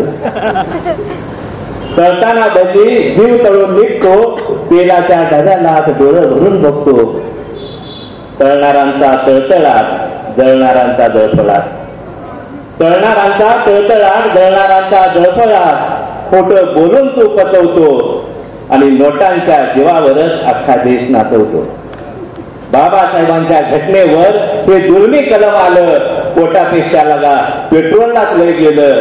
लेका तुझे काय केलं? तरी आपण सगळे सोसत राहू मार. तरी आपण सगळे सोसत राहू मार. रक्त आपलं आणखी करू थंडगार. आपल्याला काय वेदनेच्या डोहात भिजत राहायचं, अन्यायाच्या कुकरमध्ये शिजत राहायचं आपण असं न बोलता न बोंबलता. राहायचं आपण असं न बोलता न बोंबलता. करण्यासाठीच त्याला पुरण आपण दिलं. पोटापेक्षा लागा पेट्रोललाच लय गेलं. लेका तू हे काय केलं? लेका तू हे काय केलं? लेका तू हे काय केलं? त्यानंतर जितेंद्र लाड यांना मी निमंत्रित करतो. नमस्कार पुन्हा एकदा. मला वाटतं इथं केवळ आपण हसण्यासाठी आलेलो नाही आहोत, कारण आता मोबाईलमध्ये खूप हसण्यासाठी उपलब्ध आहे आपल्याला. हे खरं तर आपण रवींद्रला जसं सांगितलं की बाबासाहेबांनी थोड्या हयातीमध्ये असंवैधानिक शब्द कधीच वापरला नाही. आपण सारे परिवर्तनाचा बसा घेऊ, माणसाचा वारसा चालत राहावा म्हणून जमलो. त्याची एक कविता आठवली, संजय बोगडे असं लिहितात. भीम नावाच्या शब्दाला नको कोणती झिलाई. भीम नावाच्या शब्दाला नको कोणती झिलाई. भीम नावाच्या शब्दाला नको कोणती झिलाई. माझ्या फाटक्या जिन्याला केले त्यानेच सिलाई. माझ्या फाटक्या जिन्याला केली त्यानेच सिलाई. भीम भीम गरजोनिया नकनिया हो उधळू. भीम भीम गरजोनिया नकनिया हो उधळू. अर्थ भीमाच्या जगण्याचा कधी येणार हो कळू. नाही कोणत्या रंगाचा, नाही कोणत्या पातीचा. माझा भीमराव बाई साऱ्या माणूस जातीचा. माझा भीमराव बाई साऱ्या माणूस जातीचा. आणि त्याच माणसाची एक कविता ठेवतो. माझ्यासाठी बाबासाहेब काय होते? जन्मभर सोबतीला तुझी सावली साथीला. जन्मभर सोबतीला तुझी सावली साथीला. नवा उजेड होऊन भीम जागला रातीला. ओ भीम जागला रातीला. नवा उजेड होऊन भीम जागला रातीला. ओ भीम जागला रातीला. बाबाळानी मातीत गेला पेरुनी आबळ. बाबाळानी मातीत गेला पेरुनी आबळ. बहुजनाच्या हिताची फुलारली चळवळ. थेंबा थेंबानी जपल, थेंबा थेंबानी जपल. कोंब फुटल्या पातीला. नवा उजेड होऊन भीम जागला रातीला. तुझ्या काळजाचा वसा आम्ही गिरवावे घरे. तुझ्या काळजाचा वसा आम्ही गिरवावे घरे. आपुल्याच माणसाचे बाबा उरी ओर खरे. पीक जातीचं मागलं नाचवलं जमातीला. नवा उजेड होऊन भीम जागला रातीला. या कपाळी लावून तुला वाटून घेतलं. या कपाळी लावून तुला वाटून घेतलं. समतेला थाडून सार लाटून घेतलं सारे बेईमान घोडे नाचतात वरातीला सारे बेईमान घोडे नाचतात वरातीला नवा उजेड होऊन भीम जागला रातीला तुझं एकच सांगण तुम्ही मेकीन नांदारे माणसान माणसाच घर एकीन बांधारे साऱ्या विचारी मनाची नातीने सांभारे माणसाच्या कामी येतो माणसाचा हात अंधारे उलण शिकविलं ऊच पेट त्या वातीला नवा उजेड होऊन भीम जागला रातीला नवा उजेड होऊन भीम जागला रातीला. खरं तर जितेंद्र लाडची कुठली जात आहे मला माहित नाही, रवींद्र केसकरांची जात कुठली मला माहित नाही, आणि आपण आता अननोन असणं हे किती छान आनंददायी असतं. जात कुठली आहे माहीत नाही असं म्हटल्यामुळे मला संतोष नारायणकरची कविता आठवली. म्हणजे आपल्याला कसं आहे, म्हणजे विचारतात कोण आहे तुम्ही, नाव सांगितलं की मग आडनाव विचारतात, आडनाव सांगितलं की गाव विचारतात, गाव सांगितलं की तुमचं सोयरे धायरे विचारतात, गोत्र नात्र काळ कुळ नाळ काय काय काही काही हराम तर थेट जात सुद्धा विचारायला अजिबात लाजत नाही. जन्मानं मिळालेली ओळख जे मिळवतात त्याला कर्तृत्वाचा झेंडा दिमाखात फडकवता येत नाही, आणि ज्याच्या कर्तृत्वाचा झेंडा 7 समुद्रापार फडकतो तो विश्वरत्न म्हणून आपल्या सगळ्यांच्या काळजात विराजमान होत असतो.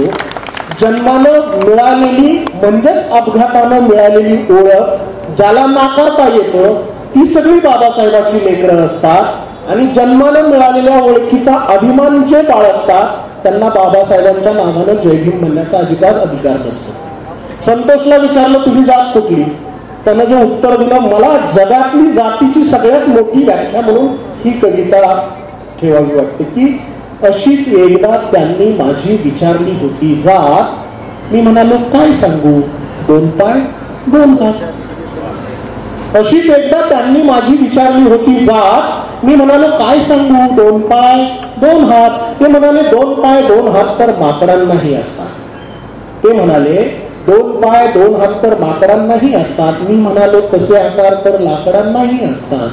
ते म्हणाले आलं नाही ध्यानात. मी म्हणालो सोपं आहे 2 पाय 2 हात. ते म्हणाले अरे असं टाळून कसं चालेल. ते म्हणाले अरे असं टाळून कसं चालेल. मी म्हणालो जाती धर्म पाळून कसं चालेल. ते म्हणाले अरे असं टाळून कसं चालेल. मी म्हणालो जाती धर्म पाळून कसं चालेल. ते म्हणाले बऱ्या बोलानं तू तुझी जात सांगून टाक, नाहीतर आमच्या हातून तुझा उगाच होईल घात.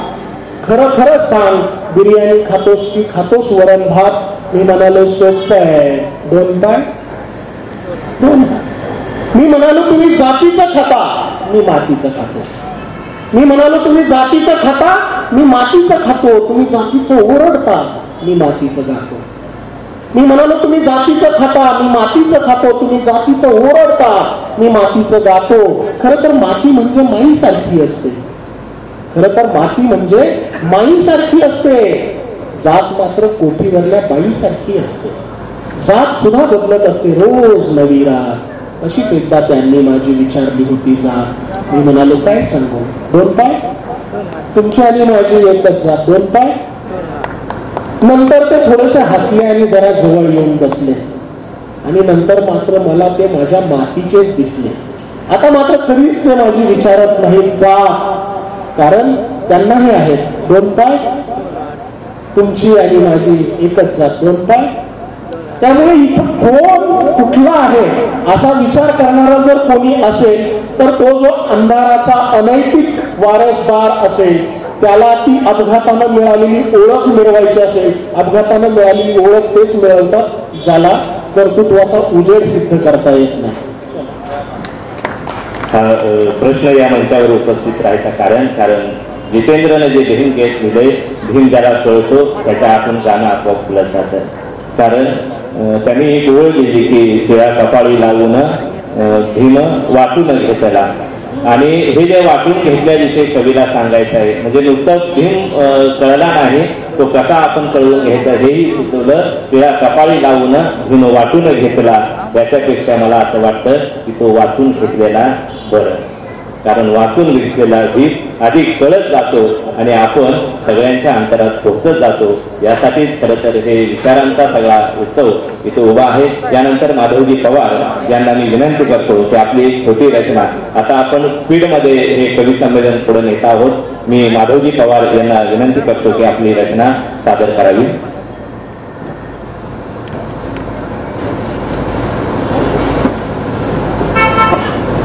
एक गोष्ट नमूद करावीशी वाटते. मी फार भाग्यवान आहे, कारण माझे वडील बाबासाहेबांना प्रत्यक्ष भेटले. ते भेटल्यानंतर ते म्हणाले की तुम्ही पोरांना आजकाल फार घाण सवय लागलेली आहे सिनेमा बघायची. त्यावेळेला मुकपट होते. माझ्या वडिलांचं 1921, 100 वर्ष झाले माझ्या वडिलाला. म्हणजे सिनेमा बघायला हरकत नाही, 10 बघणार असाल महिन्यात तर 9 बघा आणि एका सिनेमाच्या पैशाची पुस्तक विकत घ्या. तो सिलसिला आजपर्यंत चालू आहे आमच्या घरात आणि बुद्ध आमच्या वडिलांमुळेच मला समजलेला आहे. त्यामुळं तो भाग वेगळा संस्काराचा भाग आहे. तर साऱ्याच व्यवस्थेला वैतागून काळजातून मेंदूत, साऱ्याच व्यवस्थेला वैतागून काळजातून मेंदूत आत्महत्येचा विचार पक्का झाल्यावर, आत्महत्येचा विचार पक्का झाल्यावर उषाला एक चिठ्ठी लिहून ठेवली. हवं तर मृत्यूपत्र म्हणा, मी मेल्यावर माझ्या अस्थी गंगेत अजिबात विसर्जित करू नका. मी मेल्यावर माझ्या अस्थी गंगेत अजिबात विसर्जित करू नका. तर प्रत्येक रंगाच्या झेंड्याच्या मुळाशी काय घाला, प्रत्येक रंगाच्या झेंड्याच्या मुळाशी काय घाला. कालांतराने का होईना एका तरी रंगाच्या झेंड्याला पालवी फुटेल. कालांतराने का होईना एका तरी रंगाच्या झेंड्याला पालवी फुटेल. गरीबाची भूक भागायला, थोडीशी सावली जायला, थोडीशी लाज राखायला माझे आपले खारीचे प्रयत्न आहेत आत्मसमाधानाचे. धन्यवाद. जोरदार टाळ्याचं गाणं होतं. खूप कमी शब्दामध्ये सुद्धा कितीतरी मोठा अनुभव विश्व आपल्या सगळ्यांच्या समोर उभा करता येऊ शकतो. ज्योतिताई, मी पुण्यातल्या एका कार्यक्रमाचं निवेदन करत होतो आणि निवेदन करताना भीमगीताचा कार्यक्रम होता. मग एक चोखंदळ रसिक उठला आणि म्हटलं खूपच छान गायलो आत्ता या गायकानं, पण या गाण्याचा राग चुकला होता. म्हटलं भीमगीताचा एकच राग असतो, तो प्रस्थापितांच्या विरोधातला असतो, त्याला दुसरा कुठलाच राग असू शकत नाही. मग ते म्हटले मग तुम्ही एवढं असं ओरडून का सांगता म्हणे विद्रोह असं काही नाहीये. आम्ही सुद्धा प्रेम केलंय, आम्हीच काय आमच्या आजोबा पंजोबांनी सुद्धा प्रेम केलंय, म्हणून तर आम्ही त्याची रूप म्हणून आता इथं आहोत ना. नाही तर प्रेमच नसतं तर ते झालं असतं का. वामनदादा कर्डकांनी कधी लिहिलं सांगा या वेडीला माझ्या गुलछडीला हिच्यासाठी आलो मी सासूरवाडीला. किंवा तेच वामनदादा अत्यंत लढीवाळपणे सांगतात की बाराच्या आधी टाकावी गादी भांडण मिटवावं, बाराच्या आधी टाकावी गादी भांडण मिटवावं आणि तरी तुम्हाला तिरकीच्या पुन्हा वेळेला उठवावं. हसावं थोडं, रुसावं थोडं आणि धन्या शेजारी बसावं थोडं. हसावं थोडं, रुसावं थोडं, धन्या शेजारी बसावं थोडं. कशाला थोडं, चिंगीला थोडं बाजूला हटवावं आणि तरी तुम्हाला फिरतीच्या पुन्हा वेळेला. इतकी ताकदीची गाणी ज्या वामनदादांनी दिली तो अंगार झाला. माणसातलं जनावर दिसलं की अंगार होतं. असंच ताकदीचं गाणं ते पण रानातलं, आणि रानात उभारल्यानंतर मनातलं. शिवाजी बंडगर आपल्या सगळ्यांच्या हवलीला.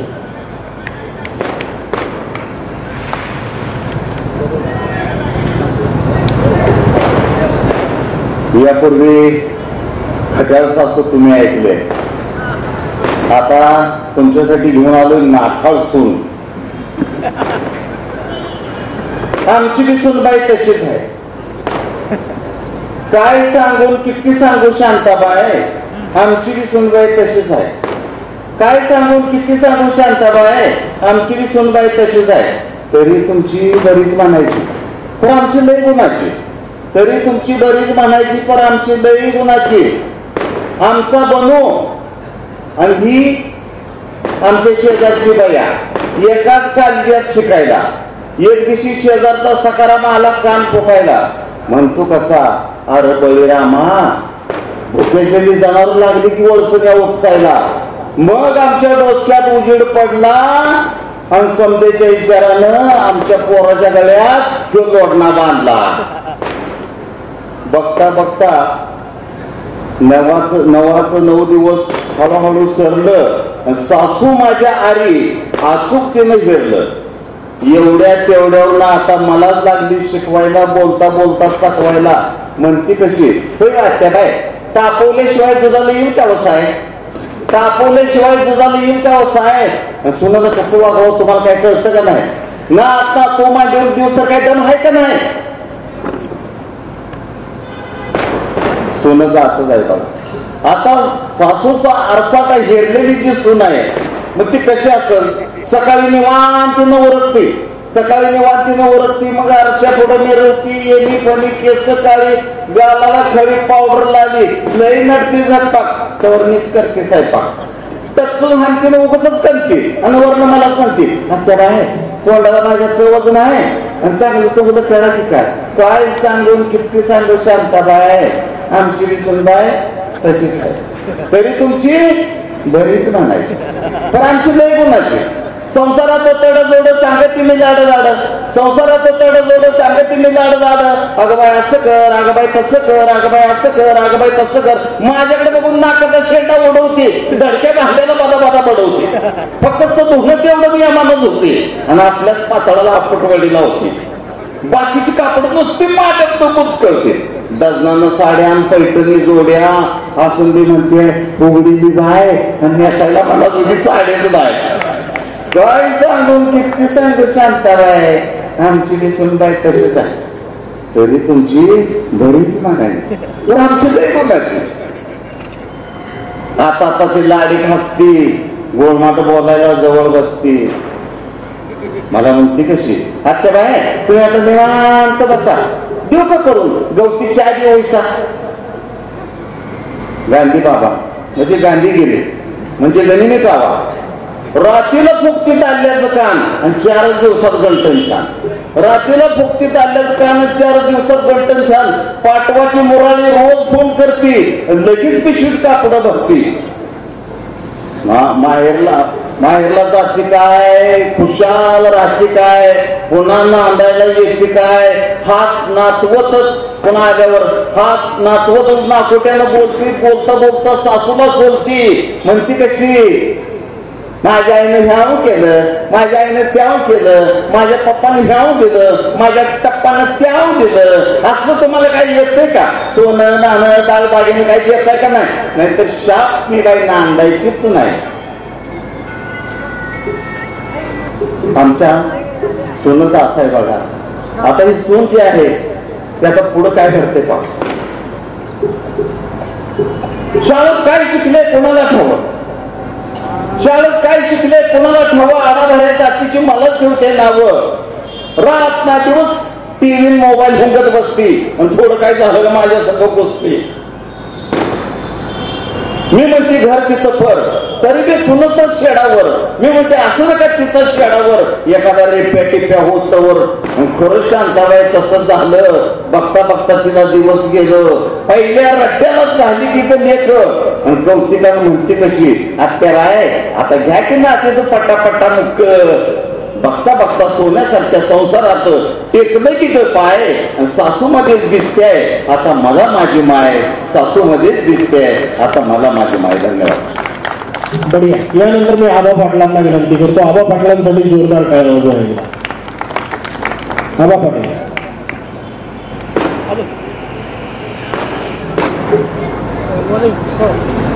कवितेचं शीर्षक आहे घामाची ओढ धरण. टीव्हीवरच्या जाहिरातीत जास्त बघितल्यामुळे ही कविता मला सुचली. मला तर काय माहित टीव्हीतली ती छळकाटी बाई म्हटली तेव्हा कळलं. मला तर काय नाही, टीव्हीतली ती छळकाटी बाई म्हटली तेव्हा कळलं की घामात किटाणू असतात. मला तर काय नाही, टीव्हीतली ती छळकाटी बाई म्हटली तेव्हा कळलं की घामात किटाणू असतात. शाळेला मग कसं काय झालं नाही बरं इन्फेक्शन जोंधळ्याच्या कणसाला आणि गव्हाच्या लोंढीला? मग कसं काय झालं नाही बरं इन्फेक्शन ज्वारीच्या कणसाला आणि गव्हाच्या लोंढीला आमच्या घामाचं? घामाची ओल धरून ठेवलेल्या मातीतच खोल खोल उतरलं की राव लाल भडक लांब लचक गाजर मधाची घेऊन गोरी. घामाची ओल धरून ठेवलेल्या मातीतच खोल खोल उतरलं की राव लाल भडक लांब लचक गाजर मधाची साठवत गोरी. आमच्या घामाचा हात लागला म्हणून कोणाला खारट लागल्या की आंब्याच्या फोडी? आमच्या घामाचा हात लागला म्हणून कोणाला खारट लागल्या का आंब्याच्या फोडी? आमच्या घामानं ओतले आहे ना उसाच्या पेरा पेरात साखर. आमच्या घामानं ओतले आहे ना उसाच्या पेरा पेरात साखर. श्रीमंताच्या कुपीत भरले अत्तर आणि गरीबाच्या तव्यातही फुगवली आहे भाकर. मिरची तिखटती तिखटच, मिरची तिखटती तिखटच, चिंच आंबट ती आंबटच, कारलं तर कडवट धर्मान. काय फरक पडलाय कोणाच्या चवीत आमच्या घामामुळे? काय फरक पडलाय कोणाच्या चवीत आमच्या घामामुळे? खोटं कशाला सांगू आमच्या घामात न्हावी म्हणून तर पिकं राहिली 100 रोगांपासून दूर. आमच्या घामात न्हावी म्हणून तर पिकं राहिली 100 रोगांपासून दूर. वेलींना फुलं भरपूर आणि झाडांना फळंही भरपूर. तिच्या निरोगी कोमल त्वचेचं रहस्य तिचा साधन तिलाच लपलं. तिच्या निरोगी कोमल त्वचेचं रहस्य तिचा साधन तिलाच लपला. काय सांगते ती टीव्हीतली बाई? तिला काय कळते? काय सांगते ती टीव्हीतली बाई आणि तिला काय कळतंय? पण आमच्या घामावर कोणी किटाणूचं कलम टाकलं तर काही जातून जायचंय, तर काही जातून जायचं. धन्यवाद. यानंतर मी ज्योतिताईंना आपल्या सगळ्यांच्या समोर कविता सादर करण्यासाठी विनंती करतो. जोरदार अजून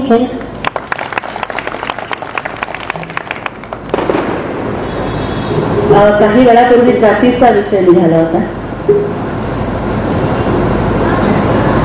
जात पात का अभिशाप हर अपमान से बड़ा था. जात पात का अभिशाप हर अपमान से बड़ा था. मनुवाद का अनुयायी हर शैतान से बड़ा था.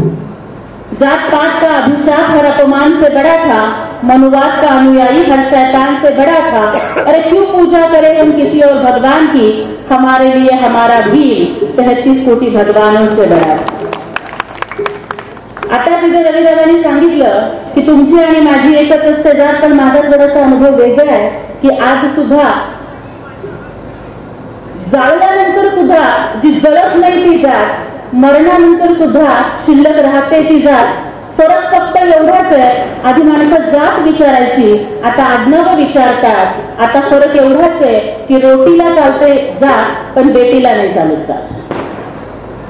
कारण याच पुरोगामी महाराष्ट्रात उच्चवर्णीय मुलीबरोबर प्रेम केलं म्हणून विराट जगतापचा मुद्दा काढला जातो. एवढंच नाही, मी स्वतःही तेच भोगतीये की 5 दिवसापूर्वी माझ्या सासूचा मृत्यू झाला आणि आम्ही आंतरजातीय विवाह केल्यामुळे माझ्या नवऱ्याला सासूच्या म्हणजे आईच्या सरणाला आग लावण्याचा अधिकार नाकारला गेला.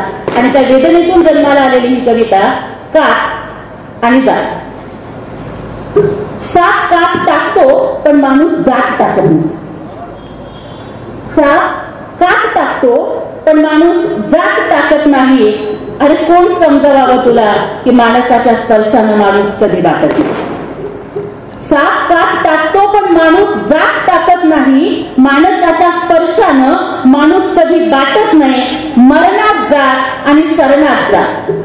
मरणात जात आणि सरणात जात. जन्माच्या खाटावर जात, जाळण्याच्या खाटावर जात, लग्नाच्या आंतरपाटावर जात. अरे टॅलेंटच्या घोड्याला जातीचं व्यसन.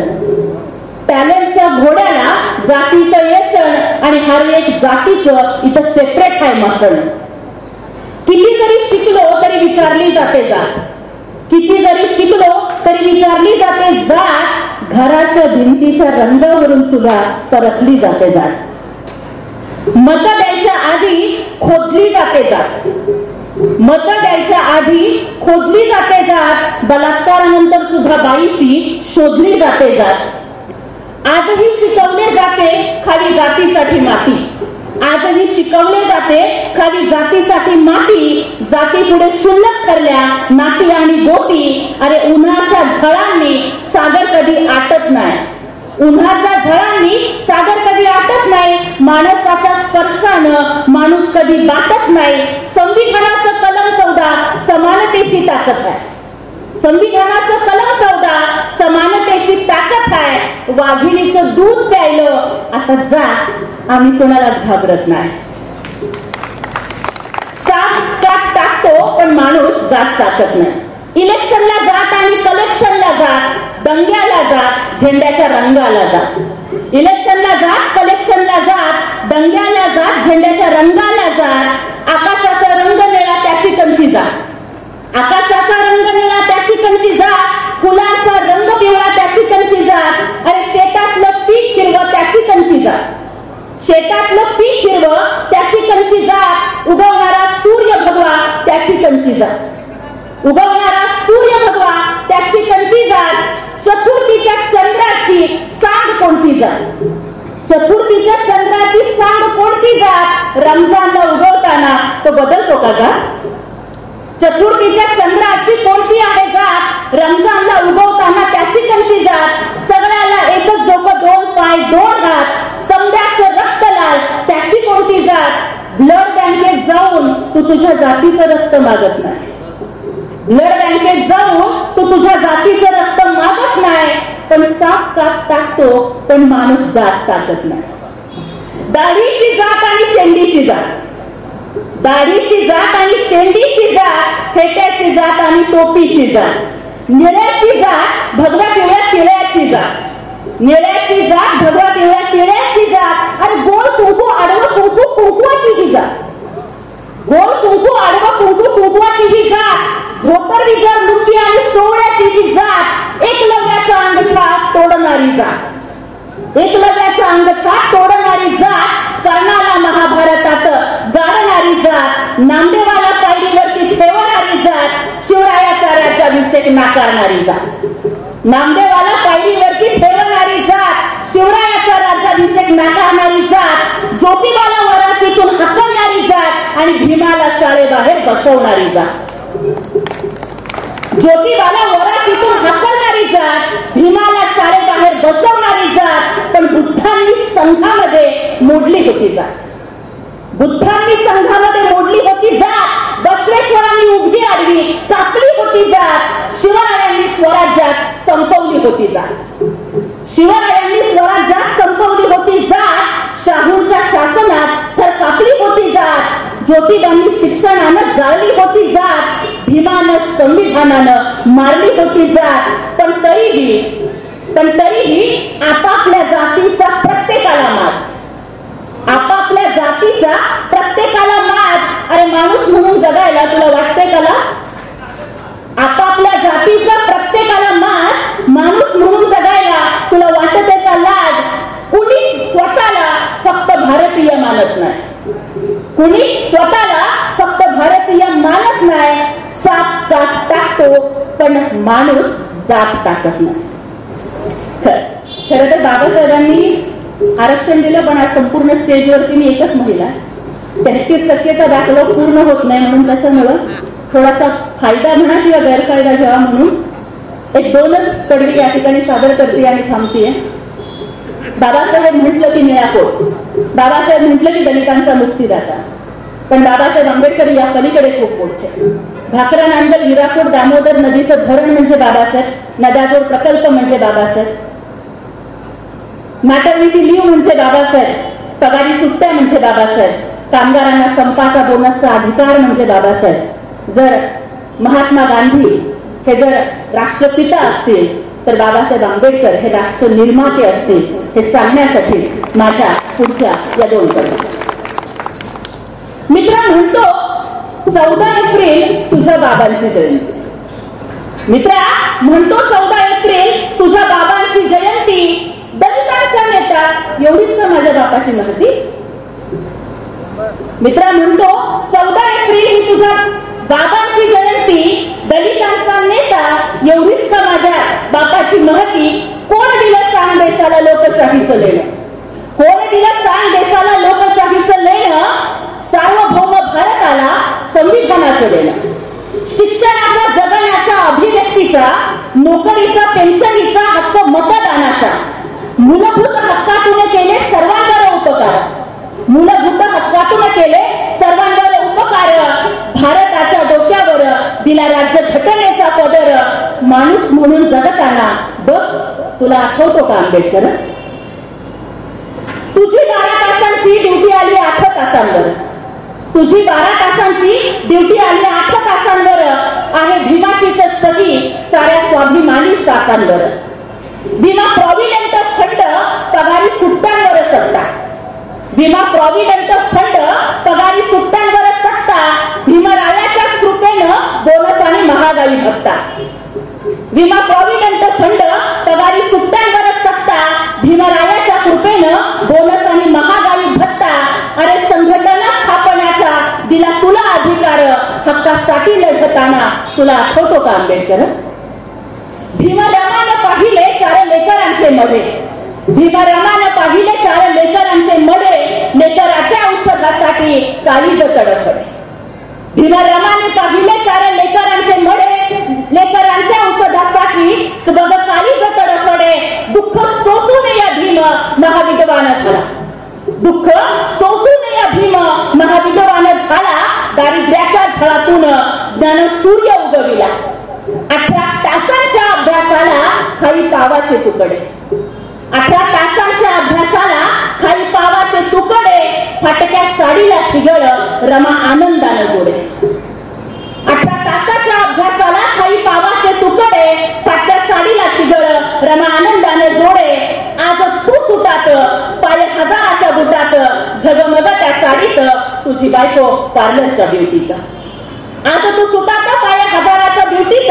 झगमग त्या साडीत बायको पार्लरच्या ब्युटीत. भीमाच्या लाडक्याला पैसा नव्हता कफनाला. भीमाच्या लाडक्याला पैसा नव्हता कफनाला. राजरत्नाच्या प्रेताला गुंडाळीला रमाचा पदर. तुझी ठाटात लेकर तुला आठवतो का आंबेडकर? आणि शेवटचं कडवं खास माझ्या महिला भगिनींच्यासाठी. बुवा बापू अम्मा दादा तू व्रत वैकल्यात रंगते. बुवा बापू अम्मा दादा तू व्रत वैकल्यात गुंगते. टीव्हीवरच्या सिरियली कठकारस्थानात झिंगते. अगं समान वेतनाचा, शिकण्याचा, गर्भपाताचा, घटस्फोटाचा, पोटगीचा, हक्क दत्तक घेण्याचा. तुझ्या डोक्यात झाली या अंधश्रद्धांची गर्दी. तुझ्या डोक्यात झाली या अंधश्रद्धांची गर्दी. भीमामुळेच आली अंगावर हाती वर्दी. दिला समतेचा हक्क तोडून या स्त्री पुरुषांच्या भिंती. भीमामुळेच झालीस तू पंतप्रधान राष्ट्रपती. नाही केलीस भाऊबीज, नाही बांधलीस राखी. नाही केलीस भाऊबीज, नाही बांधलीस राखी. तरीही भीमानं माझ्या दिली तुला हिंदू कोडविलाची ओवाळली. नाही केलीस भाऊबीज, नाही बांधलीस राखी. तरीही भीमानं दिली हिंदू कोडविलाची ओवाळणी. दिली बाळकपणाची रजा तू होता गरोदर. दिली बाळकपणाची रजा तू होता गरोदर. हक्क सांगताना भीमाच्या कृपेनं बापाच्या प्रॉपर्टीवर बघ, तुला आठवतो का आंबेडकर? तुला आठवतो का आंबेडकर? यानंतर मी तालिब भाईंना आपल्या सगळ्यांच्या समोर बोलवतो. जोरदार टाळ्यांमध्ये आपण तालिब भाईंचं स्वागत करूया. तालिब भाई.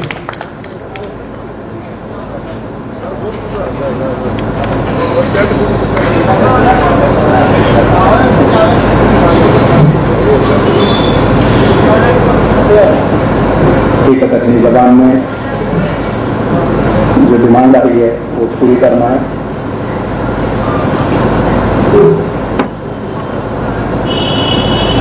गरम बोर को ठंडी चाय, ये सलीम, ये सब क्या है? गरम बोर को ठंडी चाय, ये सलीम, ये सब क्या है? पानी चिक रहा, शक्कर का है. ये सलीम, ये सब क्या है? कई की फिक्र है, कितना शुक्र ये नौजवानों के लिए जिनके अभी तक शादी नहीं की है। कई की फिक्र है, कितना शुक्र ये चुमन मुमन का टुकड़ा, अब तक तेरी शादी न जोरू, ऐसा कैसा क्या रे शेरू, शुगर डाउन, बीपी हाई, ये सलीम, ये सब क्या है? बहुत कम उम्र के बच्चों को हो रहा है शुगर और बीपी। अभी शादीशुदाओं के लिए जोरू को झुमके नेकलेस लाया, सूटकेस भर को ड्रेसेस लाया, जोरू को झुमके नेकलेस लाया, सूटकेस भर को ड्रेसेस लाया, मार्केट लाया रिक्शा भर को, जेब हलाया खाली कर को। जोरू बोली इतना लाए, ए सलीम ये सब क्या है?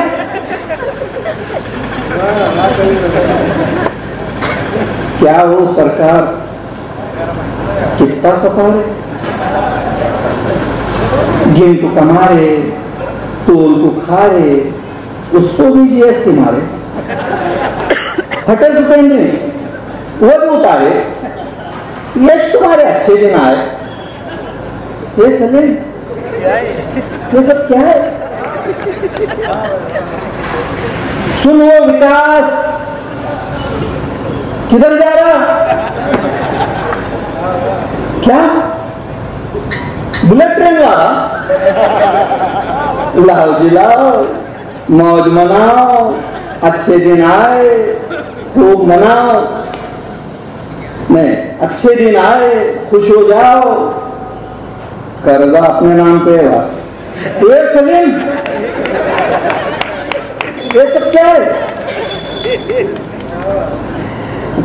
अच्छा अभियान चला था, उसी का वो बता रहे थे कि वो सुनाओ कि देश को अपने स्वच्छ बनाओ, लाओ लाओ झाड़ू लाओ, झाड़ू लेकर पोज में ठहरो, चारों तरफ से फोटो ले लो।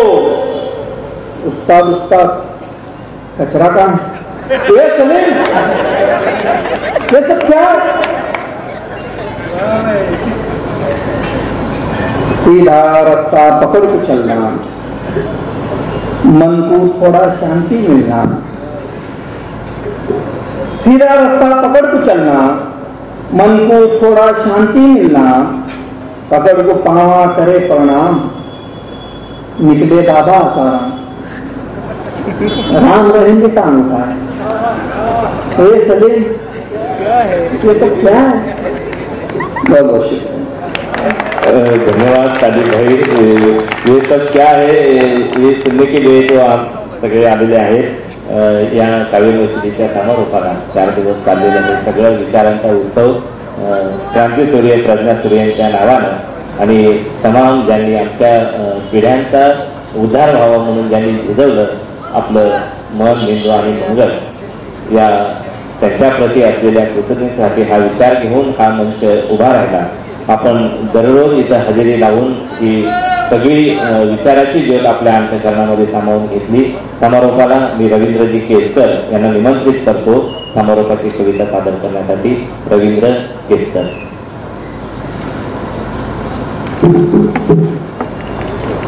पाठीमागून वन्स मोर म्हणायला लागले, अरे वन्स मोर म्हणत म्हणत तर आपण 130 कोटी वर आलो।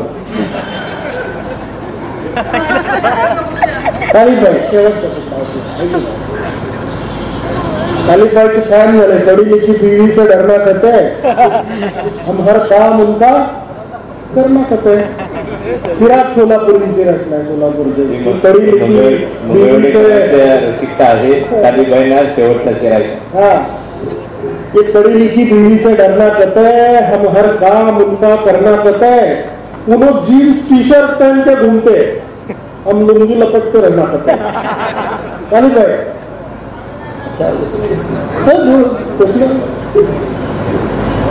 ठीक है, वो आखिरी मिसरा में उससे पहले का एक सुनाता हूं कि देश को अपने स्वच्छ बनाओ, लाओ लाओ झाड़ू लाओ, झाड़ू लेकर पोज में ठहरो, चारों तरफ से फोटो ले लो।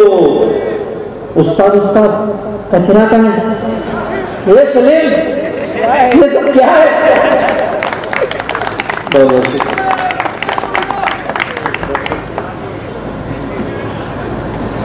कारगिलचं युद्ध झालं होतं त्यावेळी लिहिलेली ही कविता आहे.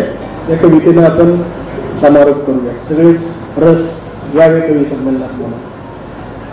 कवितेचं शीर्षक आहे पत्र शेवटचं लिहितो आहे. बघ नाही वेळ आज कशी वैरीण झालीये, तुझी भेट न घेताच माझी जाण्याची वेळ आली आहे.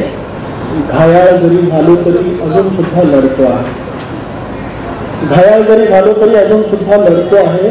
इंच इंच जखमा छातीवर घेऊन आई पत्र शेवटचं लिहितो आहे. लहानपणीच्या सगळ्याच गोष्टी आई जशाच्या तशा आठवतात. या बर्फावरती माझ्या डोळ्यातली आसवं सुद्धा गोठवतात. खूपदा वाटतं आई तुझ्या कुशीत येऊन निजावं, खूपदा वाटतं आई तुझ्या कुशीत येऊन निजावं. तुझ्या प्रेमाच्या वर्षावात पुन्हा एकदा भिजावं. पण मला ठाऊक आहे असं आता होणार नाही. आली वेळ मला सोडून रित्या ती जाणार नाही. आपलं घर आठवू नाही, एकटाच रडतो आहे. रडता रडता आई पत्र शेवटचं. तुमच्यासाठी बाबा बरंच काही करायचं होतं. तुमच्या खांद्यावरचं ओझं थोडं माझ्या खांद्यावर घ्यायचं होतं. तुमच्यासाठी बाबा बरंच काही करायचं होतं. तुमच्या खांद्यावरचं ओझं थोडं माझ्या खांद्यावर घ्यायचं होतं. पहा ना बाबा दैवानं आपला कसा घात केला. माझ्या प्रेताचा भार सुद्धा तुमच्याच खांद्यावरती दिला. तुमच्यासाठी काही करू शकलो नाही म्हणून मरणाआधीच मरतो आहे. मरता मरता बाबा पत्र शेवटचं लिहितो आहे. लहानपणीच्या सगळ्याच गोष्टी भैया मनात घर करून बसल्या आहेत. लहानपणीच्या सगळ्याच गोष्टी भैया मनात घर करून बसल्या आहेत. आत्ताच 4-2 गोळ्या उजव्या दंडात घुसल्या आहेत. उजव्या दंडात गोळी घुसताच तुझी आठवण हेलावून गेली. उजव्या दंडात गोळी घुसताच तुझी आठवण हेलावून गेली. मी तुझा उजवा हात आहे असं म्हणायची वेळही आता सरून गेली. आपल्या छोट्या छकुलीची काळजी तू घेत जा. माझ्या वाटणीची राखी सुद्धा तूच आता बांधत जा. आपल्या तिघांचा लहानपणीचा फोटो पाहून एकटाच झुरतो आहे. झुरता झुरता तुझ्या पत्र शेवटचं लिहितो आहे. रक्षाबंधनाला बांधलेला राखीचा धागा छकुली अजून हातात आहे. यावेळची ओवाळणी दिली नव्हती हेही माझ्या ध्यानात आहे. तूच सांग छकुली आता तुला ओवाळणी काय देऊ. तूच सांग छकुली आता तुला ओवाळणी काय देऊ. इथून निघून गेल्यानंतर रक्षाबंधनाला कसा येऊ. ज्या हातात राखीचा धागा आहे त्याच हाताने लिहितो आहे. मला आठवता आठवता पत्र शेवटचं लिहितो आहे. माझ्यामुळे सखे तुझं आयुष्य आता विरान होणार आहे. माझ्यासोबत मी तुझं सर्वस्वच नेणार आहे. माझ्यामुळे सखे तुझं आयुष्य आता विरान होणार आहे. माझ्यासोबत मी तुझं सर्वस्वच नेणार आहे. आपल्या 2 चिमण्यांना माझा शेवटचा पापा दे. त्यांच्या डोक्यावर तुझा हात ठेवून माझा शेवटचा आशीर्वाद दे. बघ ना सखे वेळ कशी सरकन निघून जात आहे. काळोख माझ्या डोळ्यासमोर थैमान घालत आहे. आई आई आई पुन्हा 4-2 गोळ्या काळजामध्ये लागल्या आहेत. तशा तुझ्या सगळ्याच आठवणी पुन्हा मनामध्ये जागल्या आहेत. माझ्या डोळ्यासमोर काळोख दाटून येतो आहे. इच्छा नसतानाही तुझा शेवटचा निरोप घेतो आहे. आई इच्छा नसतानाही तुझा शेवटचा निरोप घेतो आहे. आई तू रडू नकोस. तुझ्या उसाशांचा आवाज खाली येतो आहे. जमलंच तर पुन्हा मी जीवन होऊन येणार आहे. त्यावेळी सुद्धा फक्त तुझ्याच उदरी जन्म घेणार आहे. आई तू रडू नकोस. तुझ्या उसाशांचा आवाज खाली येतो आहे. आवाज ऐकता ऐकता लढता लढता झुरता झुरता मरता मरता पत्र शेवटचं लिहितो आहे. पत्र शेवटचं. धन्यवाद. ज्यांनी मातीसाठी आपला जीव दिला त्यांच्या प्रतीची कृतज्ञता व्यक्त करत या विचार मंचावरती हा विचार सोहळा इथं थांबतो आहे. आपण सर्व रसिक श्रोते आवर्जून या काव्य मैत्रीसाठी आणि 4 दिवसाच्याही व्याख्यानमालेसाठी आवर्जून उपस्थित राहिला. भारतरत्न डॉक्टर बाबासाहेब आंबेडकर सार्वजनिक जयंती उत्सव मंडळाच्या वतीनं आपल्या सर्वांचं मनापासून आभार, धन्यवाद.